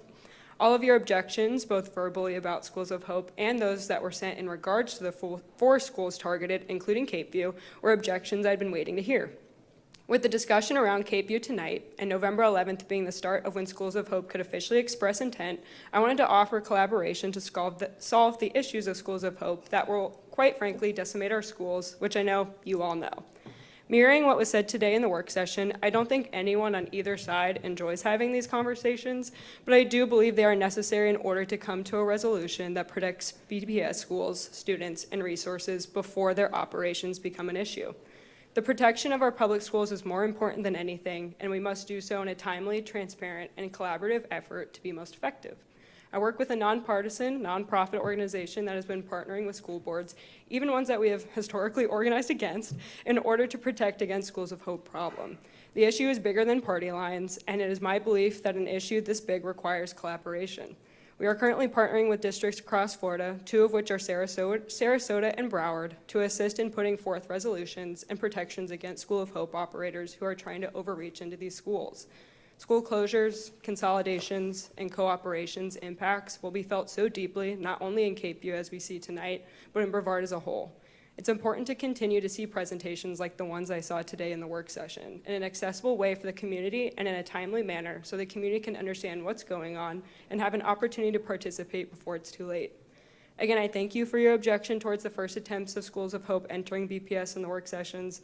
It is a step in the right direction, but we have so much work to do to protect BPS schools at Cape View. I would love to offer any resource that we can collaborate on to protect Brevard schools from similar fates as Cape View in regards to Schools of Hope. I think we can all agree Brevard deserves better than what School of Hope are trying to offer in Florida, and a solution requires that we work together. Thank you. Aiden McFadden. After Aiden, we have Rachel Teneo, Ethan Teneo, Jane Grashik. Hello, I'm Aiden McFadden. And consistently creating adversarial relationships with different communities that you harm is not a good example to set for the next generation. The closing of Cape View, the firing of Melissa Calhoun, and the constant disregard for informed ideas are some great things to think about when you reflect on your decisions this coming January. The ideal representative of a community does not throw aside some's ideas because they're different or opposing to theirs. You are elected representatives meant to represent the people of your community, but instead you've chosen to swear us as your enemy. Brevard deserves better. Cape View deserves better. Thank you. Rachel Teneo. After Rachel, we have Ethan Teneo, Jane Grashik, Suzanne Slater. Hi, my name is Rachel Teneo, and I'm a Cape View parent. I had the pleasure of meeting with Jean this weekend, and I will say that I genuinely do understand the reasons for the school board wanting to consolidate. However, I think that we can try to change the situation before we shut the school down. I am pro Keep Cape View Open. It is a true hidden gem. This is about what's best for the student. The BPS mission is to serve every student with excellence as the standard. I would like the school board to keep in mind that once we close the doors to Cape View, this is a permanent decision and we can never go back. We can't tell the future, and this is a risky move. I understand that over the past 10 years, there has been a downward trend in enrollment. However, I don't believe this is permanent. At some point, it's likely that the enrollment is bound to exceed the number of seats. Packing Roosevelt to 93% is way too close for comfort. We need to consider the hundreds of young children currently living in these 2 cities that will need somewhere to go to school. City Council has confirmed that many of these rental units are being converted into affordable long-term rentals, which will attract more families. I encourage the school board to think about what is the plan B if and when this happens. We don't want to put ourselves in a situation where the long-term cost of this closure will be more than the short-term gain. We can't put a price on public education. I believe there are other ways we can bring the high cost of Cape View down instead of simply closing the doors to such a beloved and special school. We deserve a chance to try. We have the support and partnership of the City of Cape Canaveral. We also need to keep in mind that Cape View is not just a school to these families, it is a sanctuary. It is a place where they are provided breakfast and lunch, food pantry items, and clothing. It will be a significant burden to the Cape View families having to travel across town. It seems as if the Cape View population at Roosevelt will have a disadvantage. Many of these students and their families will not be able to participate in after-school activities, attend family luncheons, attend award ceremonies. Parents won't be able to volunteer. It's unfair that the Cape View families will carry this burden on them while the Roosevelt students will not. Solutions. I believe turning Cape View into a STEM magnet is an excellent idea. Cape Canaveral is famous all over the world, and it makes sense to have a STEM magnet school here. Both of our choice schools are highly enrolled and have a wait list. Our goal would be to appeal to the 8,000 homeschooled families and 9,600 privately schooled children in the county. Cape View would become a highly sought-after school. I could go on and on about the challenges these children will face in the upcoming years, but my time here is limited. I will end by saying, please give us a chance. Let us try to save the school before you choose to close the doors forever. This doesn't have to happen now. The closure of Cape View will have negative effects that will last generations. Brevard deserves better. Thank you, Ms. Teneo. Ethan Teneo. After Ethan, we have Jane Groshek, Suzanne Slater, Richard Weber. Hi, my name is Ethan. I am a graduate of Cape View, and I've been going there since I was 3. I've watched it grow for all my time there, and while there, I don't have many cons I can name, but I have a great amount of pros that make it a great school. Starting off, the first one I can name is the teachers there are very good at their job, enjoy it, and also have been there for a long time making them very skilled. Also, there I don't have many problems I can name with the school, such as bullying has never really been a problem there. At least I barely ever hear mentions of it. Also, the building itself is very high quality despite being very old, and I never hear any problems with that. The other good thing is the students there seem to be very smart, as a lot of students I know that come from there have very good grades, and even if they don't, they usually do not have D's or F's. I don't have much else to say besides that, but I think it's enough to prove my point. Good job, Mr. Teneo. Jane Groshek. After Jane, we have Suzanne Slater, Richard Weber, Tyler Campbell. Hi, my name is Jane Groshek, and I think that we should keep Cape View open. Cape View makes our community a home to many students and families. It brings our community together, and I'm concerned for the teachers who work there. I know some of them might get jobs at Roosevelt or go somewhere else, but I know the activity teachers will have to find their own jobs. And I don't want my younger sister to be riding the bus by herself. I would like to keep the school open and I would like to walk through those halls again when I graduate. Just please consider keeping it open long enough for this to happen for me and my other friends. Thank you. Thank you. Suzanne Slater. After Suzanne, we have Richard Weber, Tyler Campbell, Chris Pelletry. Thank you. Just give me a sec. Good evening. My name is Susie Slater, and I, like all the other families before me, am here to speak on item I-2. And thank you to everyone that showed up tonight and said something.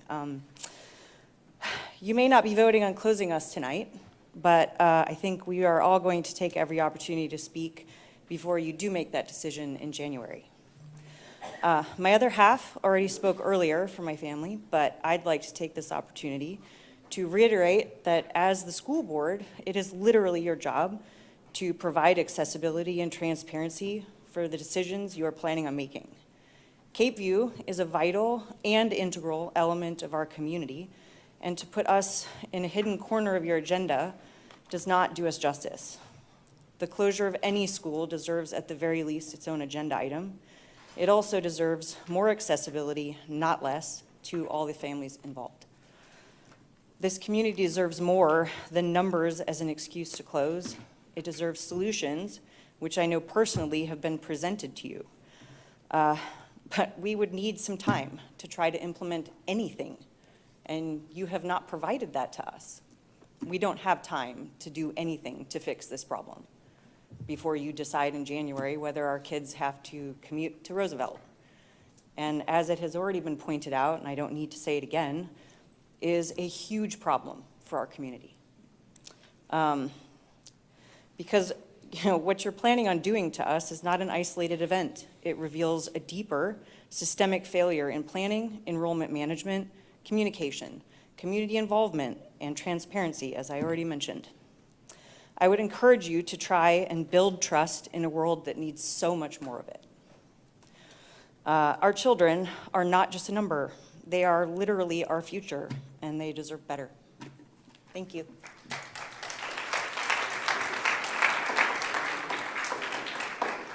Richard Weber. After Richard, we have Tyler Campbell, Chris Pelletreau, and Julia Anton. Are you want your non-agenda?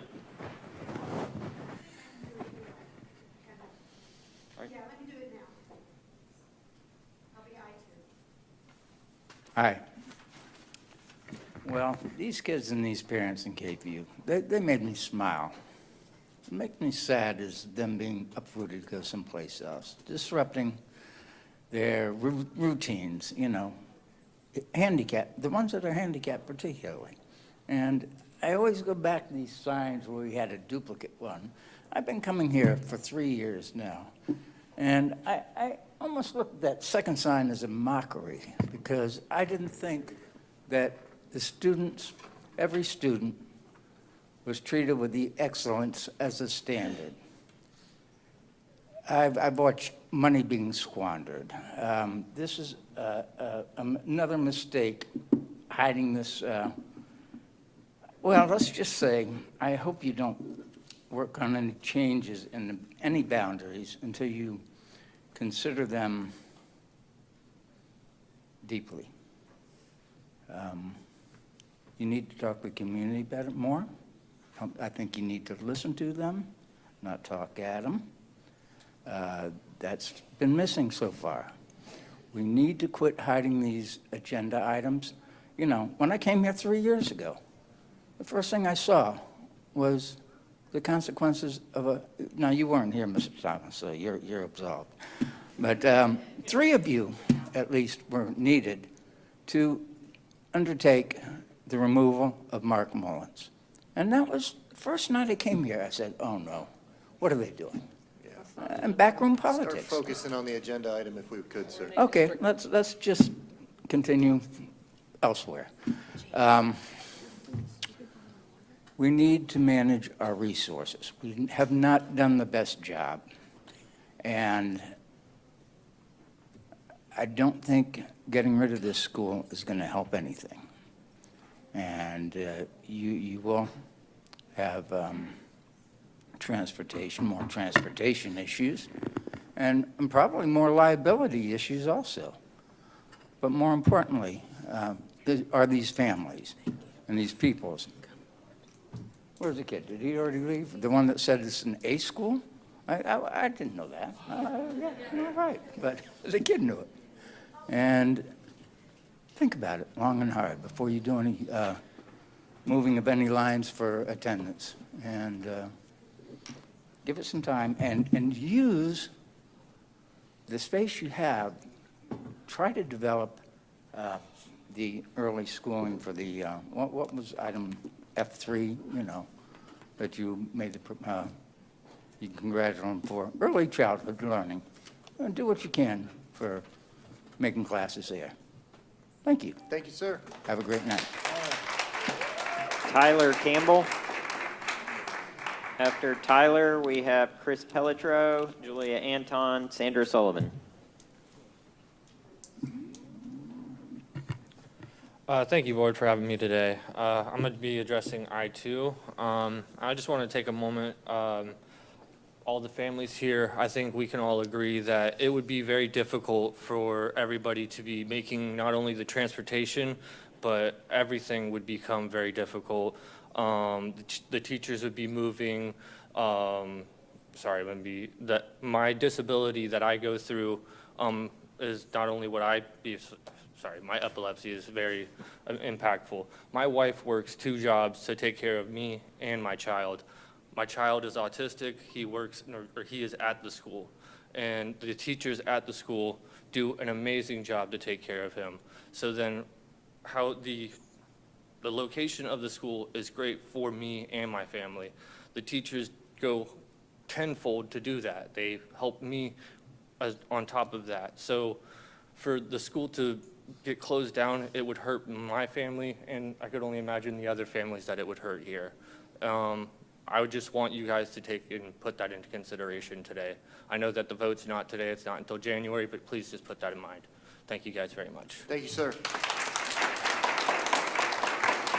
Chris Pelletro, Julia Anton, Sandra Sullivan. I'm not as tall as I used to be. I want to talk about the I-2 situation. I want to thank you because the last time I was here, your last meeting, I talked about the neglect and abuse for the children in the school. Everybody's asking for a solution, and you guys know what's inevitable. Let me think. You have transportation for the schools to ship them over with the buses. Not everybody's happy about that. I get it.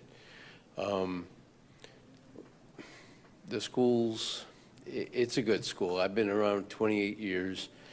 They tried. But the other solution is find some property. Like somebody just said, there's some property somewhere they can put another, move Cape View. It doesn't matter as long as it's in close and range. That would be a better solution because everybody's asking you, please do this, please do that. And then it's threatening you with, well, we'll just wait for the next, election and we'll get rid of you guys. That's not an option. But the solution is find another property for them, help them out. I'm not agreeing with what is going on in the school, but as for having the school, yeah, they need a school. But I want to thank you very much, and I'd like to look forward into that food drive that you have for the kids, because I believe that no hungry kid should be left behind. Thank you. Julia Anton, Sandra Sullivan.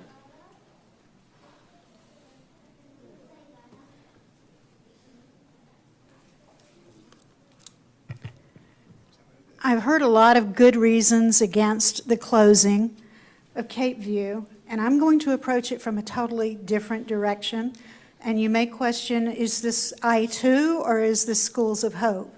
It's both, and it is I-2. So there's more than one issue surrounding Cape View closing. This whole Schools of Hope thing says if your school is underperforming, blah, blah, blah, they can come in and use the county's facilities. The county pays for the facility. The county pays expenses. They're making money. Even though they claim to be nonprofit, they are feeding into for-profit, and they're making money at taxpayer expense off of our facilities. Now, my question is, if we close Cape View and then Schools of Hope comes in and takes over the facility, where's that dollar saving? And Gene is shaking his head, which means either I'm wrong or else that he just blanket disagrees with me. I'm not sure which. I agree with you. I could be wrong on some things because I've started researching this recently. But regardless of where the line draws, when Schools of Hope could come into Cape View and when they could not, I did find out some very important things about this whole Schools of Hope thing that has to do with our facilities. Now, they claim to be nonprofit, but the fact is they are really just a revenue stream, a cash cow for a profit organization called Academica. Academica makes big bucks, big bucks off of supposedly managing the Schools of Hope. Now, why do we need somebody to come into our facilities and we pay their bills and then they turn around and pay somebody else to manage? Who are you? Aren't you the school board? Don't you manage Brevard Public Schools? Why do we need to be giving them our facilities so they can pay Academica to manage them? No.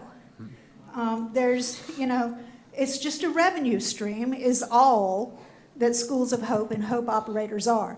So my call of action to you in these few seconds left is do everything you can to push back against the School of Hope takeover, including finding a way to use Cape View for meaningful use so they can't come in and co-locate or whatever at Cape View.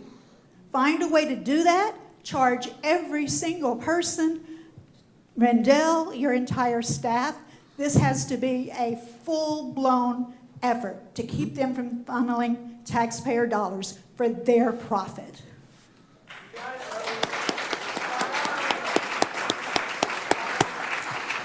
Sandra Sullivan.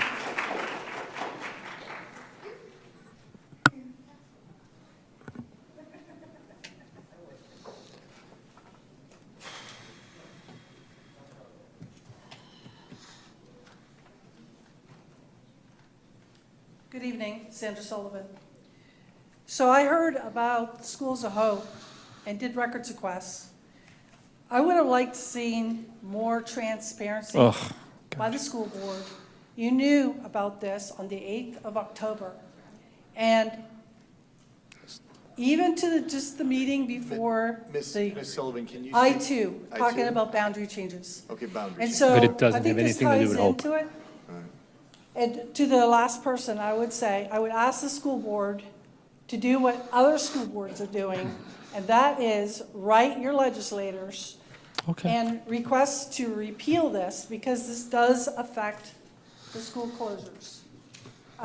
There is a bill by Daryl Rosen. Ms. Sullivan. St. Pete, just one Just stop second. her time. Ms. Sullivan, I just To want to say. repeal the law. So I would ask for your support for that. Yeah. Pertaining to Cape View, okay, as we heard today at the workshop, you're looking at not just Cape View as community schools. You are looking at the school in my community, which is Sea Park and others. That school was mentioned specifically today.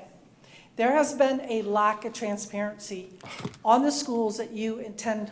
I would like to add that you lost almost 2,100 students this year.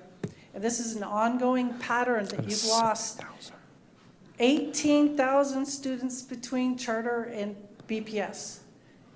And Orange County has taken action to pay a consulting company $1,000 per student to bring them back into BPS. I think that's a bigger issue that we're facing, because I looked at work plans going back for years. This is not a new issue. I want to also add, from your workshop today on the process, I had posted about the interlocal agreement and the process for the 5-year work plan. The 5-year work plan. Ms. Sullivan, if I- we can. It's my time, please. Yeah, but you Don't have to speak, interrupt me, but you please. have to speak to an agenda. I am item. speaking to the boundary The changes. 5-year Okay, work please. plan is not part of the So the agenda. boundary change requires a work plan, your last work plan approved in March of 2025 stated that there are no plans for to close any schools. Now, you're looking at closing a school now. Cape Canaveral government has objected and written a resolution to not close the schools. So when that work plan goes to them, they have 15 days to respond. But your work plan said no schools being closed. So Thank you, Ms. Sullivan, I appreciate you. Thank you for coming out, Ms. Sullivan, we appreciate No, we're your good. time. Thank you so much, we appreciate you. Thank you, ma'am. Thank you. Thank you, Ms. Sullivan, please, thank you. We have other people who want to speak, thank you. Okay, wow. Is everybody okay? Do you guys need to take a break, or are we okay? You want to take a second? We're good to go rock and roll? Okay. That concludes agenda items on public comments. We thank you for taking the time out of your schedule to address the board with your concerns and suggestions. I would like to remind the public that the board is accessible for further conversations outside of our business meeting through scheduling a meeting, email, and other forms. That moves us on to the consent agenda. Dr. Rendell. Thank you, Mr. Chair. There are 43 items on the agenda under this category. Thank you, Dr. Rendell. Does any board member wish to pull any of these items? Are we good? Everybody good? All right. I will entertain a motion to accept the consent items with a motion. So moved. Second. Any discussion? Paul, roll call, please. Ms. Wright? Ms. Wright? Oh, sorry. Aye. I thought you said Mr. Trent. I'm sorry. I know, we No. got to wake up. It's okay. I did the same thing. This thing was reading off. Did you say aye? Aye, aye. Mr. Trent? Aye. Mr. Susan? Aye. Ms. Campbell? Aye. Mr. Thomas? Aye. Dr. Rendell, would you please let us know about the items under the action portion of today's agenda?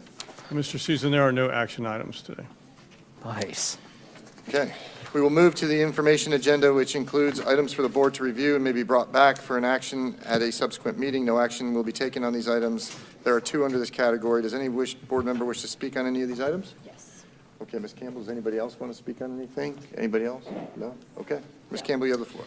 Thank you, Mr. Chair. I did because we have so many people here, I just want to, never want to miss the opportunity to just correct misinformation and just make sure, which I did want to talk about the Cape View thing. First of all, I am not surprised at all that you guys have come out because you support your school. And I don't expect anything less that you, and I love to hear that you love your A-rated school, you love your community school, and I'm so glad that you're here. I did want to address, and also, I said it in the workshop today, and I'm going to try not to repeat what I said because I want you guys to go back. They're all on YouTube, and guess what? The great thing about watching on YouTube is you can put them on 1.5 speed and listen faster. That's the way I do it. But one thing I will repeat that I said this afternoon is none of us want to be here. No school board across the country ever wants to be in the position where we have to consider closing a school. It brings no pleasure, and it brings a lot of heartache, and we understand that. But I hope that you will go back. There was some questions. I want to address a couple things. There were some questions about transparency and about how the item was on the agenda. I want to make sure that, this is addressed. It's listed as an attendance boundary change because that's the way we have to list it. But it's not. It wasn't a matter of hiding it. This is the process. The process is we put it on an agenda item as information to make sure it gets out there. We have public meetings, which we've already had some, and to say that it's not being transparent and people didn't know, as soon as we started really in the process of the board of, hey, let's explore this, let's get this community input, Dr. Rendell went out. We've got an open survey to the public. Staff have been out to city council meetings. They had a meeting with the teachers. They had a meeting with parents of both schools. This is the process. And then in December, we advertise for a hearing. And then in January, we have the hearing and we vote. So I know it was asked like we're going to sneak this in and vote on it tonight. I hope that it was clear. Obviously, we're not voting on it tonight. This is the process. And we did start this earlier. If people lacked information, I want to make sure you don't have to attend the workshops. You don't usually get to speak at one. So here's some of the ones. If you want to go back and listen to these, and if you don't have to write them down right now, you can go back and listen to this meeting in 1.5 speed. It's But on I'll the just share page, with too. you. December, It's on the page, too. yeah, it's on the page, but December the listed. 10th, 2024, we had our first work session where WXY shared the report. Someone said they Yes. hadn't seen the report or it wasn't It's being there. transparent. That report is attached to the minutes of that meeting, December 10th, 2024, where WXY came and shared with us the condition of our buildings and what their suggestions were, some of the solutions that we might need to consider, considering the age of our buildings, the shrinking population in some of these schools, and the increasing population in other areas of the county. So that's December 10th, 2024 work session, all on the BPS YouTube channel under live videos. On April 18th, 2025 of this year, we had a work session. It was one of the items on there, May 6th, 2025. I'm sorry, April 8th, not April 18th. And then again on May 6th, we talked about it. On September 23rd, we gave board direction to go ahead and start pursuing this avenue, which meant pursuing public participation and comment, and that's around that time was when the portal opened for people to give their comments. And our staff member, Ms. Han, has continued to give us that community feedback as we're getting it. I just wanted to also clarify a couple things, and I hope I can nip this one in the bud. Overcrowded classrooms is not going to be a thing. I think the people who say it don't understand, state law requires us to have an average of 18 students in the kindergarten through second grade age range, an average of 18 students per class, an average of 22 students per class in the third grade through sixth grade, or maybe fourth grade through sixth grade. I can't remember where the cutoff is. But that 18 and 22, that's required by state law. We're not talking about taking Cape View and dumping them in the existing classes. We would have teachers we'd have added teachers in the school. So I just want to make sure people understand, you're not going to like it. I get it. Nothing I'm saying is going to make you think that this is a good idea. But I want to make sure you understand, if it happens, I don't want you to be upset and freaking out because you think your child's going to be in a classroom full of 32 kids. That's not a thing. That's not a thing. They will be in the same class as amendments because required by state law to do that. Also, it's been addressed a few times about the ESC population.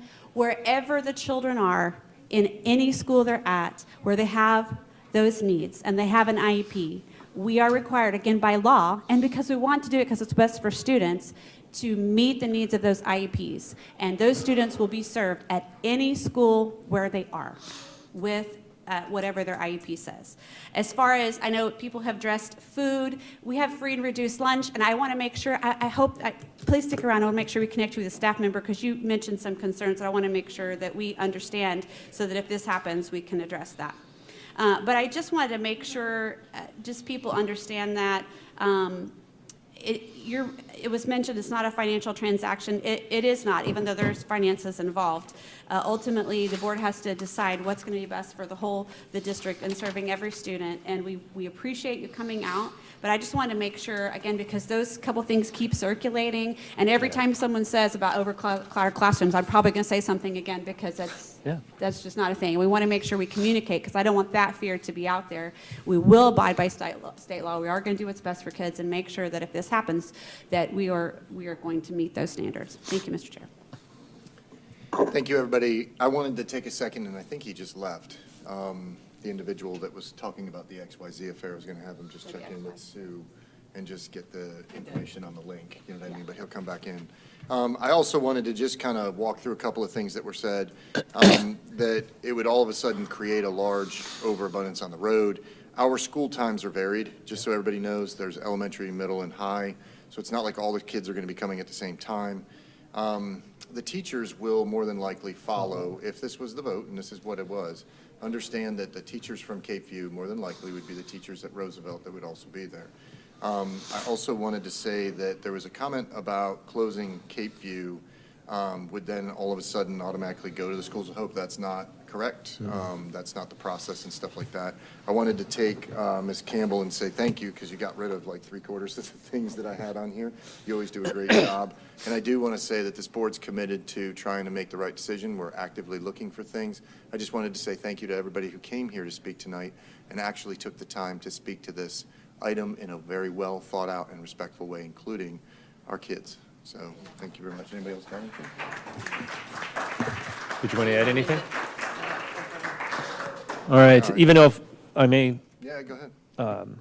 repeat some of the things as well, is, again, absolutely, we want you here. This is, again, part of the process.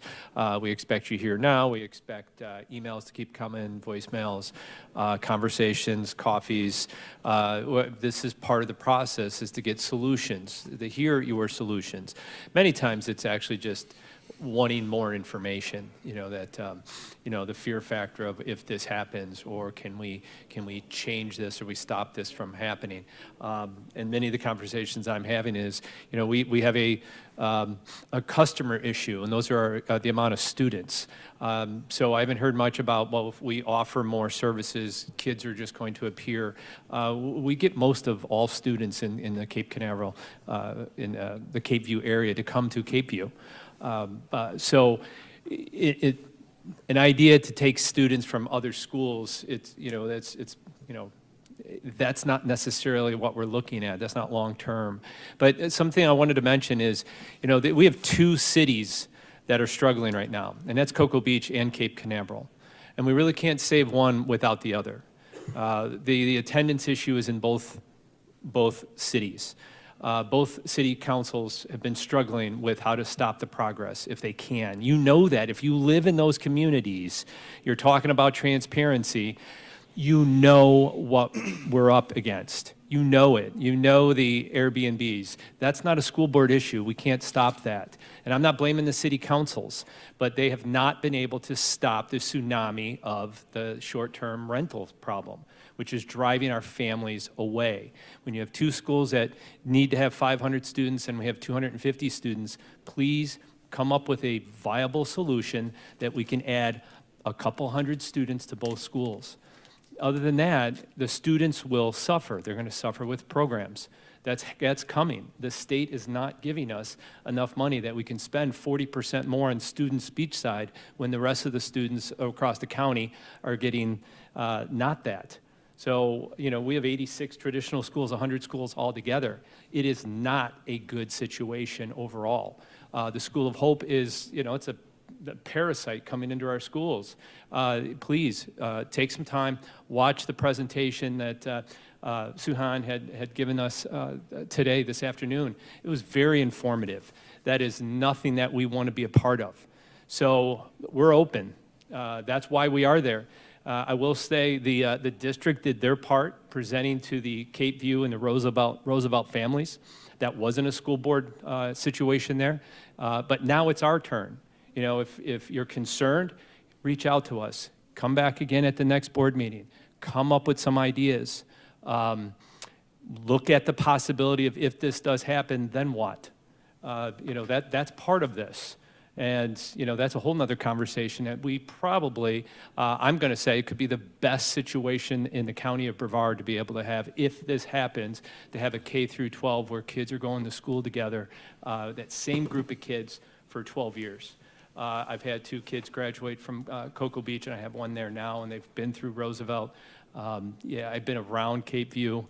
I've been a baseball coach in those baseball fields right behind Cape View in Little League. I mean, I'm familiar with the areas, and it is not something that we want to talk about. But we can't just continue to kick the can down the road. It's not fair for anyone. It's not fair for our students. So I thank you, Cape Canaveral parents and concerned citizens, to come out and talk like this. Yes, you're going to get some people that just want to agitate, and I apologize that you had to sit here and listen to that. But you know, continue to reach out to us, and we promise, I know these guys, they're going to continue to listen, and they'll take time to, you know, return phone calls and talk to you about possible solutions. So thank you. Very good, very good. We're now at board member reports, discussion points. Anybody have anything? I've got a couple. Recognition? Yeah, recognitions. Yeah, Yep. Am I start? Yes, sir. So I'm going to start doing something a little different. I'm going to have reaching out to my schools in my district and then just ask each one to give me some things that they would like to acknowledge. So this week is going to be Stone Middle School. And so there's 2 things I'd like to bring up. One is they're having an event on December 4th called Ignite the Night. Ms. Ferrante Williams has provided this information to me, the principal. And Ignite the Night is showcasing science, technology, engineering, the arts and math activities at Stone Middle School. She's inviting anybody and everybody. You don't have to be a district person. You can be from outside the district, come attend and check out Stone Middle School. And then the last thing is she wanted to acknowledge Lana Colon, who is a social studies instructional coach. She was Educator of the Month in October, and I just would like to read something about Ms. Colon real quick. Ms. Colon, this is from Ms. Ferrante Williams.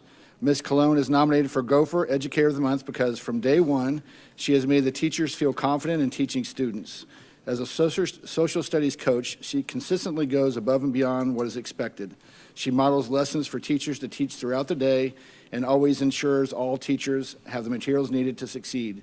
Even after hours, she continues to upload valuable resources to help teachers have a successful day in the classroom. We truly appreciate her dedication, support, and guidance. She has made such a positive impact on the entire social studies team. I honestly don't know where we'd be without her. So I just would like to congratulate Ms. Colon, and I'd like to thank Ms. Ferrante Williams for all of her efforts in making Stone Middle School the best it can be. Thank you, Mr. Thomas. All Great. First of all, a couple Saturdays ago, we had the elementary school soccer jamboree, and it was really fun to see all the schools out there. Even had cheerleading teams, and they did a great job. The Veterans Recognition Dinner that was mentioned during our Veterans Recognition was such a wonderful event, but later that night, it got even better. We have Space Coast Honor Flight now that's flying out of Melbourne Airport, and they've had 3 this fall. They're having 3 again in the spring when they pick it back up.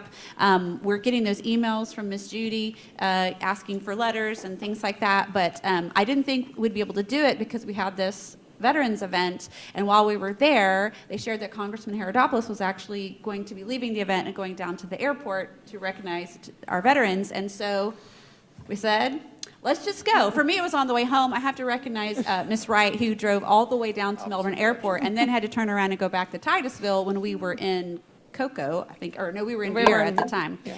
So I just have to tell our community that that Space Coast Honor Flight was one of the most amazing things that I've ever been a part of. There were hundreds of people at the Melbourne Airport at 9:15 and then 9:30 and then 9:40 and then 10 and then 10:15. By the time the veterans got off the airplane, it was pretty late, but it was just so amazing. There was music, cheers, veterans from recent, conflicts, but plenty of veterans from the Korean War and the the Vietnam War, and it was just such a touching event. I've had several of them say something to me since then. We had an amazing story, and this is not school board related, but it's related to that because I want our schools to get involved. There was a story that Miss Judy shared about a Vietnam veteran who, since he came home from the war so many decades ago now, had night terrors every night, and ever since he got to participate in Space Coast Honor Flight in September, he's not had a one. That's a miracle story, and our community has that kind of, I know, it doesn't just make you just get chills. So I want to continue. I threw an idea out at Dr. Rendell that actually Principal Woodbury from Westside mentioned that because we're a Purple Star School, oh my gosh, I can't even talk tonight, Purple Star School District, it would be a great thing for our schools to participate in writing some of those letters. So as things, I want to continue to challenge us, Dr. Rendell, get that message out to the schools that in the spring, they'd love to have those cards and letters. It would be so amazing to have our students send those letters because then they give them to the veterans when they take off, to have some of those from our schools. I was thinking it would be great to have schools perform, but they leave at 4 o'clock in the morning, so I'm not sure that would be so easy to do. But it was such a great event, and I encourage our community, if you're not aware, now you're aware, and if you are aware, get down to the airport, find out the dates, and just welcome these heroes home because it's such a touching moment. And as was already mentioned tonight, we have such a high population of veterans in our community, and it was well worth the hours spent in the airport to see the smiles on their faces as they came through the crowd. And then finally, this month, November, is National Adoption Month, and it was my pleasure and joy to be a part or to be an audience today for the adoption ceremony that was across the street or around the corner at the USSSA Space Coast Stadium. There were 12 families blessed by adoption today and 14 children blessed by adoption today. And the judge just did a fantastic job, and many of those students are either children are already with the students or will be one day, very likely, and it's just an amazing thing for our community to surround them. Thank you to Family Partnership of Brevard and all the other organizations that coordinated that. I know our family and my husband was blessed by adoption, and so many of our students are, and it was great to be invited. Thank you, Miss Diana Adams, who's one of the families who is blessed by adoption today, but for the invitation to make sure, yes, they were the first family, to invite us as school board members to be a part. It was a great day. And that's all I have. All right, Ms. Wright. All right. I'm gonna piggyback on what you said about the honor flight. I have to tell you, I agree. That was one of the coolest events I think I have been to, and I don't know, maybe this year. I told Judy, I sent her an email and I said, I will never miss another one of these. I will prioritize attending that. I want to give a huge shout out to FIT. Their entire lacrosse team came, And those kids kept the atmosphere just pumped up. I mean, it was so much fun.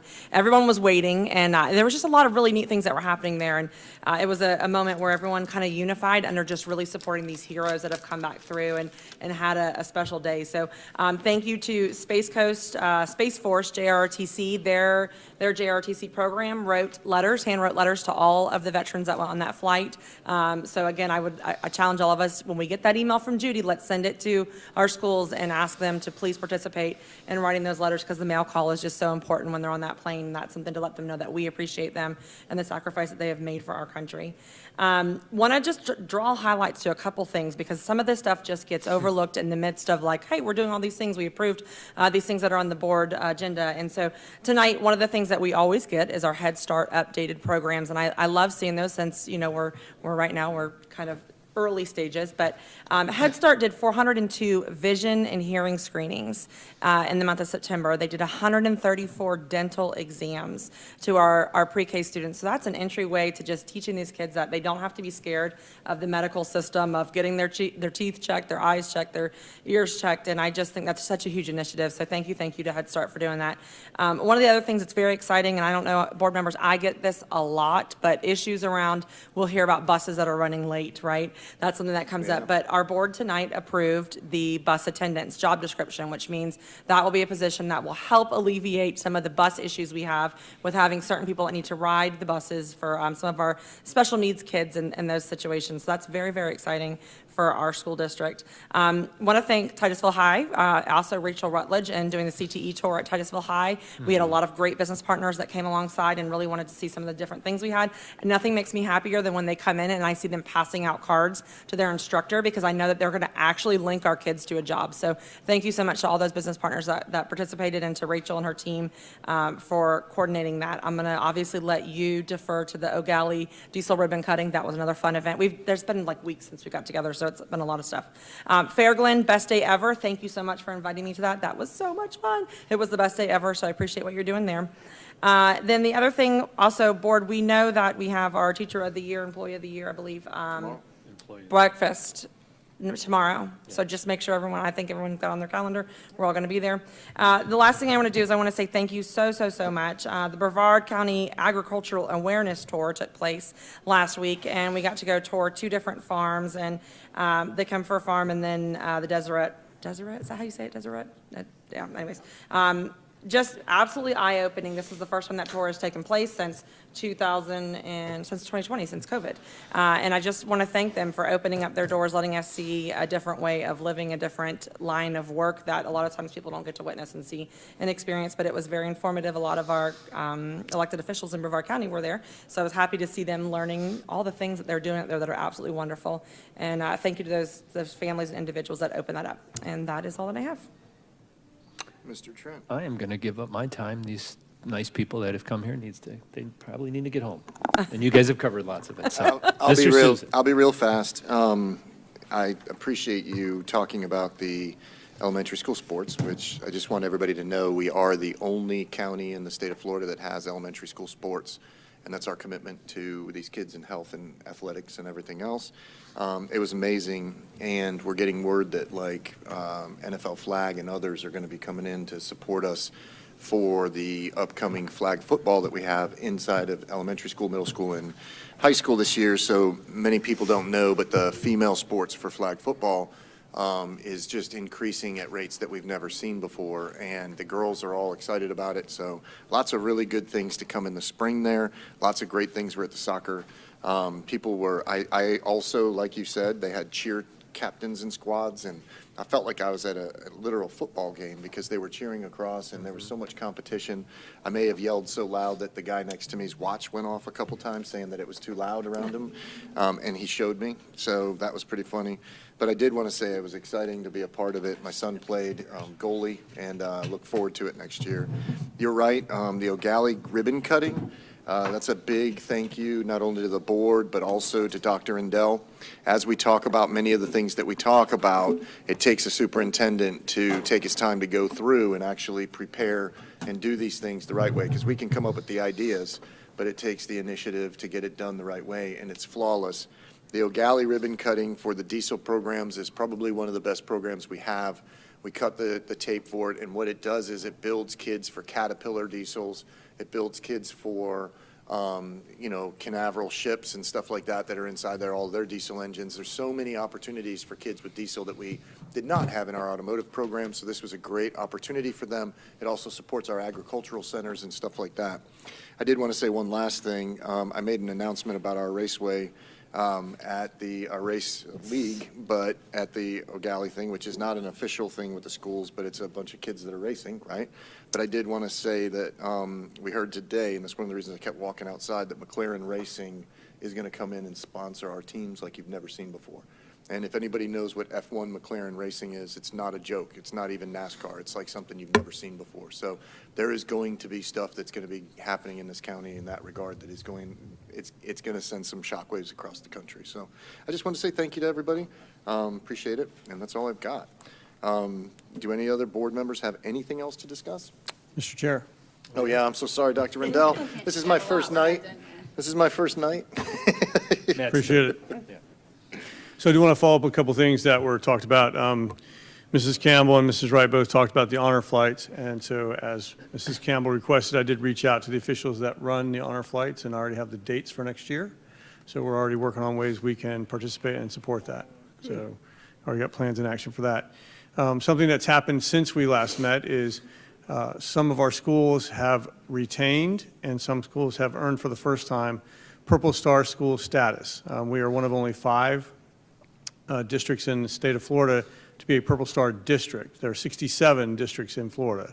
And so we're one of 5 that is a Purple Star district. That means we have at least 80% of our schools as Purple Star schools. Well, what is a Purple Star school? What is a Purple Star district?